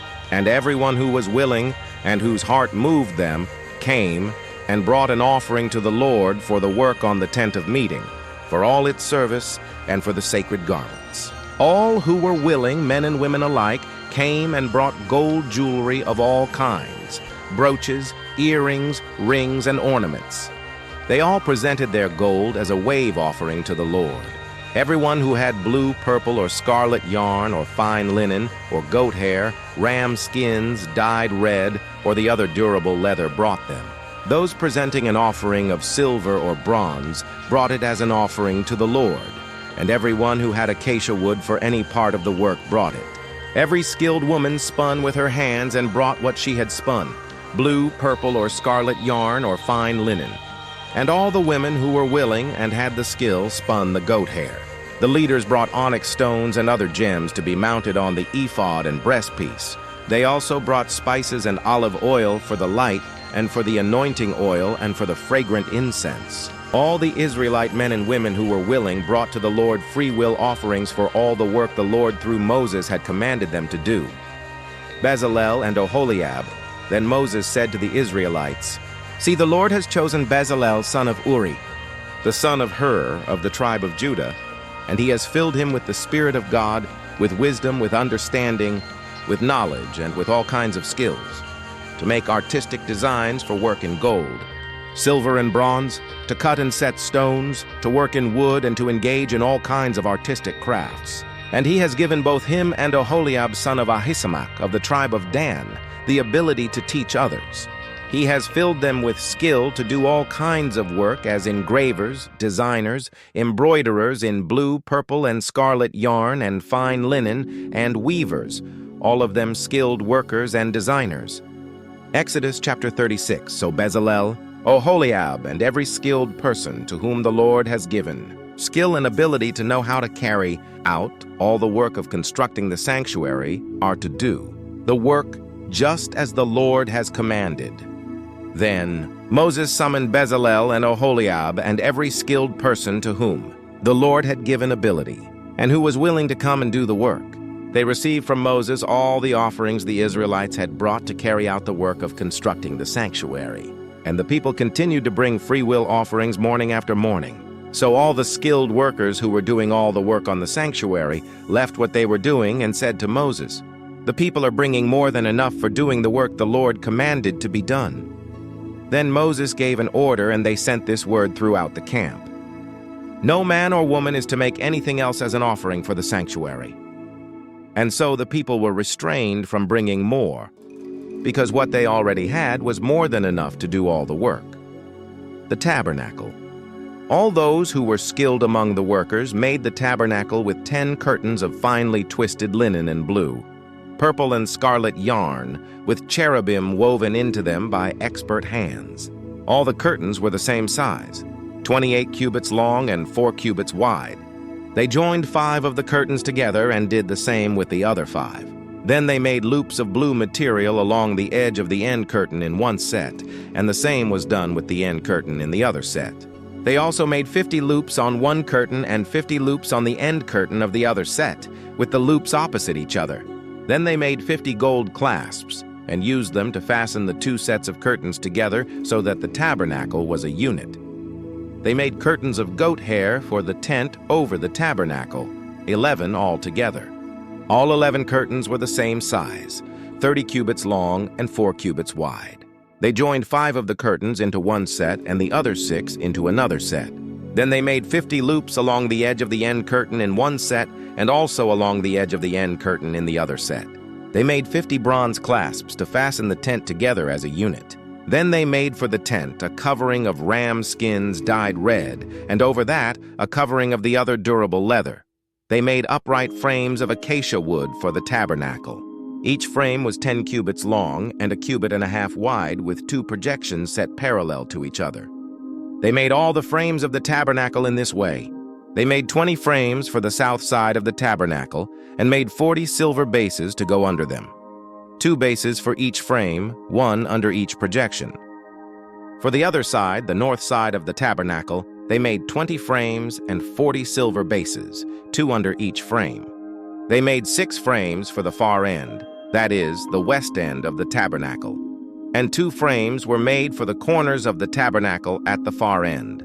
At these 2 corners, the frames were double from the bottom all the way to the top and fitted into a single ring. Both were made alike. So there were 8 frames and 16 silver bases, 2 under each frame. They also made crossbars of acacia wood, 5 for the frames on one side of the tabernacle, 5 for those on the other side, and 5 for the frames on the west. At the far end of the tabernacle, they made the center crossbar so that it extended from end to end at the middle of the frames. They overlaid the frames with gold and made gold rings to hold the crossbars. They also overlaid the crossbars with gold. They made the curtain of blue, purple, and scarlet yarn and finely twisted linen, with cherubim woven into it by a skilled worker. They made 4 posts of acacia wood for it and overlaid them with gold. They made gold hooks for them and cast their 4 silver bases. For the entrance to the tent, they made a curtain of blue, purple, and scarlet yarn and finely twisted linen, the work of an embroiderer. And they made 5 posts with hooks for them. They overlaid the tops of the posts and their bands with gold and made their 5 bases of bronze. Exodus chapter 37. The Ark. Bezalel made the ark of acacia wood, 2.5 cubits long, a cubit and a half wide, and a cubit and a half high. He overlaid it with pure gold, both inside and out, and made a gold molding around it. He cast 4 gold rings for it and fastened them to its 4 feet, with 2 rings on one side and 2 rings on the other. Then he made poles of acacia wood and overlaid them with gold. And he inserted the poles into the rings on the sides of the ark to carry it. He made the atonement cover of pure gold, 2.5 cubits long and a cubit and a half wide. Then he made 2 cherubim out of hammered gold at the ends of the cover. He made 1 cherub on one end and the second cherub on the other. At the 2 ends he made them of one piece with the cover. The cherubim had their wings spread upward, overshadowing the cover with them. The cherubim faced each other, looking toward the cover. The table. They made the table of acacia wood, 2 cubits long, a cubit wide, and a cubit and a half high. Then they overlaid it with pure gold and made a gold molding around it. They also made around it a rim a handbreadth wide and put a gold molding on the rim. They cast 4 gold rings for the table and fastened them to the 4 corners where the 4 legs were. The rings were put close to the rim to hold the poles used in carrying the table. The poles for carrying the table were made of acacia wood and were overlaid with gold. And they made from pure gold the articles for the table, its plates and dishes and bowls and its pitchers for the pouring out of drink offerings. The lampstand, they made the lampstand of pure gold. They hammered out its base and shaft and made its flower-like cups, buds, and blossoms of one piece with them. 6 branches extended from the sides of the lampstand, 3 on one side and 3 on the other. 3 cups shaped like almond flowers with buds and blossoms were on one branch, 3 on the next branch, and the same for all 6 branches extending from the lampstand. And on the lampstand were 4 cups shaped like almond flowers with buds and blossoms. 1 bud was under the first pair of branches extending from the lampstand, a second bud under the second pair, and a third bud under the third pair, 6 branches in all. The buds and the branches were all of one piece with the lampstand, hammered out of pure gold. They made its 7 lamps, as well as its wick trimmers and trays of pure gold. They made the lampstand and all its accessories from 1 talent of pure gold. The altar of incense. They made the altar of incense out of acacia wood. It was square, a cubit long and a cubit wide and 2 cubits high, its horns of one piece with it. They overlaid the top and all the sides and the horns with pure gold, and made a gold molding around it. They made 2 gold rings below the molding, 2 on each of the opposite sides, to hold the poles used to carry it. They made the poles of acacia wood and overlaid them with gold. They also made the sacred anointing oil and the pure, fragrant incense, the work of a perfumer. Exodus chapter 38. The altar of burnt offering. They built the altar of burnt offering of acacia wood 3 cubits high. It was square, 5 cubits long and 5 cubits wide. They made a horn at each of the 4 corners, so that the horns and the altar were of one piece, and they overlaid the altar with bronze. They made all its utensils of bronze, its pots, shovels, sprinkling bowls, meat forks, and fire pans. They made a grating for the altar, a bronze network to be under its ledge, halfway up the altar. They cast bronze rings to hold the poles for the 4 corners of the bronze grating. They made the poles of acacia wood and overlaid them with bronze. They inserted the poles into the rings so they would be on the sides of the altar for carrying it. They made it hollow, out of boards, the basin for washing. They made the bronze basin and its bronze stand from the mirrors of the women who served at the entrance to the tent of meeting, the courtyard. Next they made the courtyard. The south side was 100 cubits long and had curtains of finely twisted linen, with 20 posts and 20 bronze bases, and with silver hooks and bands on the posts. The north side was also 100 cubits long and had 20 posts and 20 bronze bases, with silver hooks and bands on the posts. The west end was 50 cubits wide and had curtains, with 10 posts and 10 bases, with silver hooks and bands on the posts. The east end, toward the sunrise, was also 50 cubits wide. Curtains 15 cubits long were on one side of the entrance, with 3 posts and 3 bases, and curtains 15 cubits long were on the other side of the entrance to the courtyard, with 3 posts and 3 bases. All the curtains around the courtyard were of finely twisted linen. The bases for the posts were bronze. The hooks and bands on the posts were silver, and their tops were overlaid with silver. So all the posts of the courtyard had silver bands.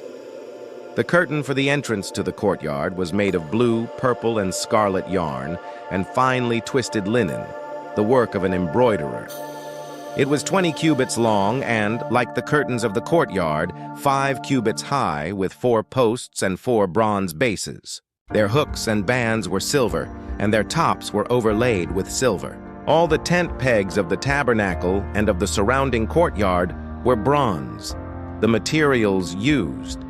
These are the amounts of the materials used for the tabernacle of the covenant law, which were recorded at Moses' command by the Levites under the direction of Ithamar, son of Aaron, the priest.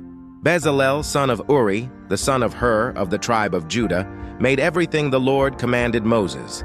With him was Oholiab, son of Ahisamach, of the tribe of Dan, an engraver and designer, and an embroiderer in blue, purple and scarlet yarn, and fine linen. The total amount of the gold from the wave offering used for all the work on the sanctuary was 29 talents and 730 shekels. According to the sanctuary shekel, the silver obtained from those of the community who were counted in the census was 100 talents and 1,175 shekels. According to the sanctuary shekel, 1 beka per person, that is, half a shekel according to the sanctuary shekel, from everyone who had crossed over to those counted. 20 years old or more, a total of 603,550 men. The 100 talents of silver were used to cast the bases for the sanctuary and for the curtain. 100 bases from the 100 talents, 1 talent for each base. They used the 1,075 shekels to make the hooks for the posts, to overlay the tops of the posts, and to make their bands. The bronze from the wave offering was 70 talents and 2,400 shekels. They used it to make the bases for the entrance to the tent of meeting. The bronze altar with its bronze grating and all its utensils, the bases for the surrounding courtyard, and those for its entrance, and all the tent pegs for the tabernacle, and those for the surrounding courtyard. Exodus chapter 39. The priestly garments. From the blue, purple, and scarlet yarn they made woven garments for ministering in the sanctuary. They also made sacred garments for Aaron, as the Lord commanded Moses. The ephod. They made the ephod of gold and of blue, purple, and scarlet yarn and of finely twisted linen. They hammered out thin sheets of gold and cut strands to be worked into the blue, purple, and scarlet yarn and fine linen, the work of skilled hands. They made shoulder pieces for the ephod, which were attached to 2 of its corners, so it could be fastened. Its skillfully woven waistband was like it, of one piece with the ephod and made with gold, and with blue, purple, and scarlet yarn and with finely twisted linen, as the Lord commanded Moses. They mounted the onyx stones in gold filigree settings and engraved them like a seal with the names of the sons of Israel. Then they fastened them on the shoulder pieces of the ephod as memorial stones for the sons of Israel, as the Lord commanded Moses. The breastpiece, they fashioned the breastpiece, the work of a skilled craftsman. They made it like the ephod, of gold and of blue, purple, and scarlet yarn, and of finely twisted linen. It was square, a span long and a span wide, and folded double. Then they mounted 4 rows of precious stones on it. The first row was carnelian, chrysolite, and beryl. The second row was turquoise, lapis lazuli, and emerald. The third row was jacinth, agate, and amethyst. The fourth row was topaz, onyx, and jasper. They were mounted in gold filigree settings. There were 12 stones, 1 for each of the names of the sons of Israel, each engraved like a seal with the name of one of the 12 tribes. For the breastpiece, they made braided chains of pure gold, like a rope. They made 2 gold filigree settings and 2 gold rings, and fastened the rings to 2 of the corners of the breastpiece. They fastened the 2 gold chains to the rings at the corners of the breastpiece, and the other ends of the chains to the 2 settings, attaching them to the shoulder pieces of the ephod at the front. They made 2 gold rings and attached them to the other 2 corners of the breastpiece on the inside edge next to the ephod. Then they made 2 more gold rings and attached them to the bottom of the shoulder pieces on the front of the ephod, close to the seam just above the waistband of the ephod. They tied the rings of the breastpiece to the rings of the ephod with blue cord, connecting it to the waistband so that the breastpiece would not swing out from the ephod, as the Lord commanded Moses. Other priestly garments, they made the robe of the ephod entirely of blue cloth, the work of a weaver, with an opening in the center of the robe like the opening of a collar, and a band around this opening so that it would not tear. They made pomegranates of blue, purple, and scarlet yarn and finely twisted linen around the hem of the robe. And they made bells of pure gold and attached them around the hem between the pomegranates. The bells and pomegranates alternated around the hem of the robe to be worn for ministering, as the Lord commanded Moses.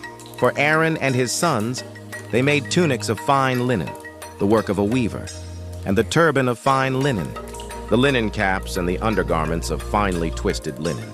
The sash was made of finely twisted linen and blue, purple, and scarlet yarn, the work of an embroiderer, as the Lord commanded Moses.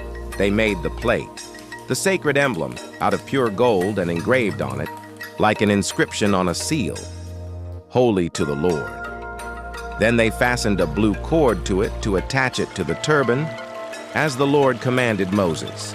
Moses inspects the tabernacle, so all the work on the tabernacle, the tent of meeting, was completed. The Israelites did everything just as the Lord commanded Moses.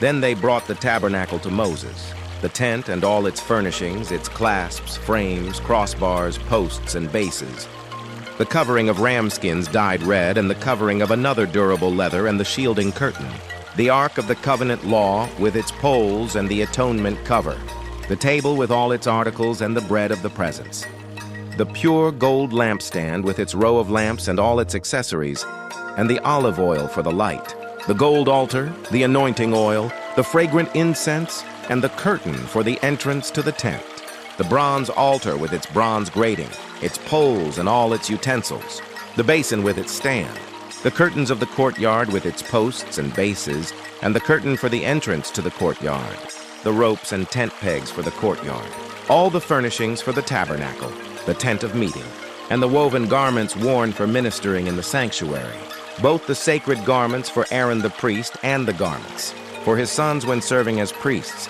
the Israelites, had done all the work just as the Lord had commanded Moses. Moses inspected the work and saw that they had done it just as the Lord had commanded. So Moses blessed them. Exodus chapter 40. Setting up the tabernacle. Then the Lord said to Moses, "Set up the tabernacle, the tent of meeting, on the first day of the first month. Place the ark of the covenant law in it and shield the ark with the curtain. Bring in the table and set out what belongs on it. Then bring in the lampstand and set up its lamps. Place the gold altar of incense in front of the ark of the covenant law and put the curtain at the entrance to the tabernacle.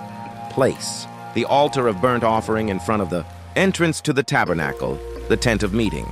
Place the basin between the tent of meeting and the altar and put water in it. Set up the courtyard around it and put the curtain at the entrance to the courtyard. Take the anointing oil and anoint the tabernacle and everything in it. Consecrate it and all its furnishings, and it will be holy.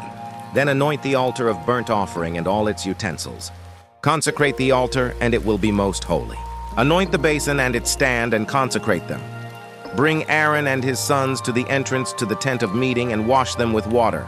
Then dress Aaron in the sacred garments, anoint him and consecrate him so he may serve me as priest. Bring his sons and dress them in tunics. Anoint them just as you anointed their father, so they may serve me as priests. Their anointing will be to a priesthood that will continue throughout their generations." Moses did everything just as the Lord commanded him. So the tabernacle was set up on the first day of the first month in the second year. When Moses set up the tabernacle, he put the bases in place, erected the frames, inserted the crossbars, and set up the posts. Then he spread the tent over the tabernacle and put the covering over the tent, as the Lord commanded him. He took the tablets of the covenant law and placed them in the ark, attached the poles to the ark, and put the atonement cover over it. Then he brought the ark into the tabernacle and hung the shielding curtain and shielded the ark of the covenant law, as the Lord commanded him. Moses placed the table in the tent of meeting on the north side of the tabernacle outside the curtain and set out the bread on it before the Lord, as the Lord commanded him. He placed the lampstand in the tent of meeting opposite the table on the south side of the tabernacle and set up the lamps before the Lord, as the Lord commanded him. Moses placed the gold altar in the tent of meeting in front of the curtain and burned fragrant incense on it, as the Lord commanded him. Then he put up the curtain at the entrance to the tabernacle. He set the altar of burnt offering near the entrance to the tabernacle, the tent of meeting, and offered on it burnt offerings and grain offerings, as the Lord commanded him. He placed the basin between the tent of meeting and the altar and put water in it for washing. And Moses and Aaron and his sons used it to wash their hands and feet. They washed whenever they entered the tent of meeting or approached the altar, as the Lord commanded Moses. Then Moses set up the courtyard around the tabernacle and altar and put up the curtain at the entrance to the courtyard. And so Moses finished the work. The glory of the Lord, then the cloud covered the tent of meeting, and the glory of the Lord filled the tabernacle. Moses could not enter the tent of meeting because the cloud had settled on it, and the glory of the Lord filled the tabernacle. In all the travels of the Israelites, whenever the cloud lifted from above the tabernacle, they would set out. But if the cloud did not lift, they did not set out until the day it lifted. So the cloud of the Lord was over the tabernacle by day, and fire was in the cloud by night, in the sight of all the Israelites during all their travels.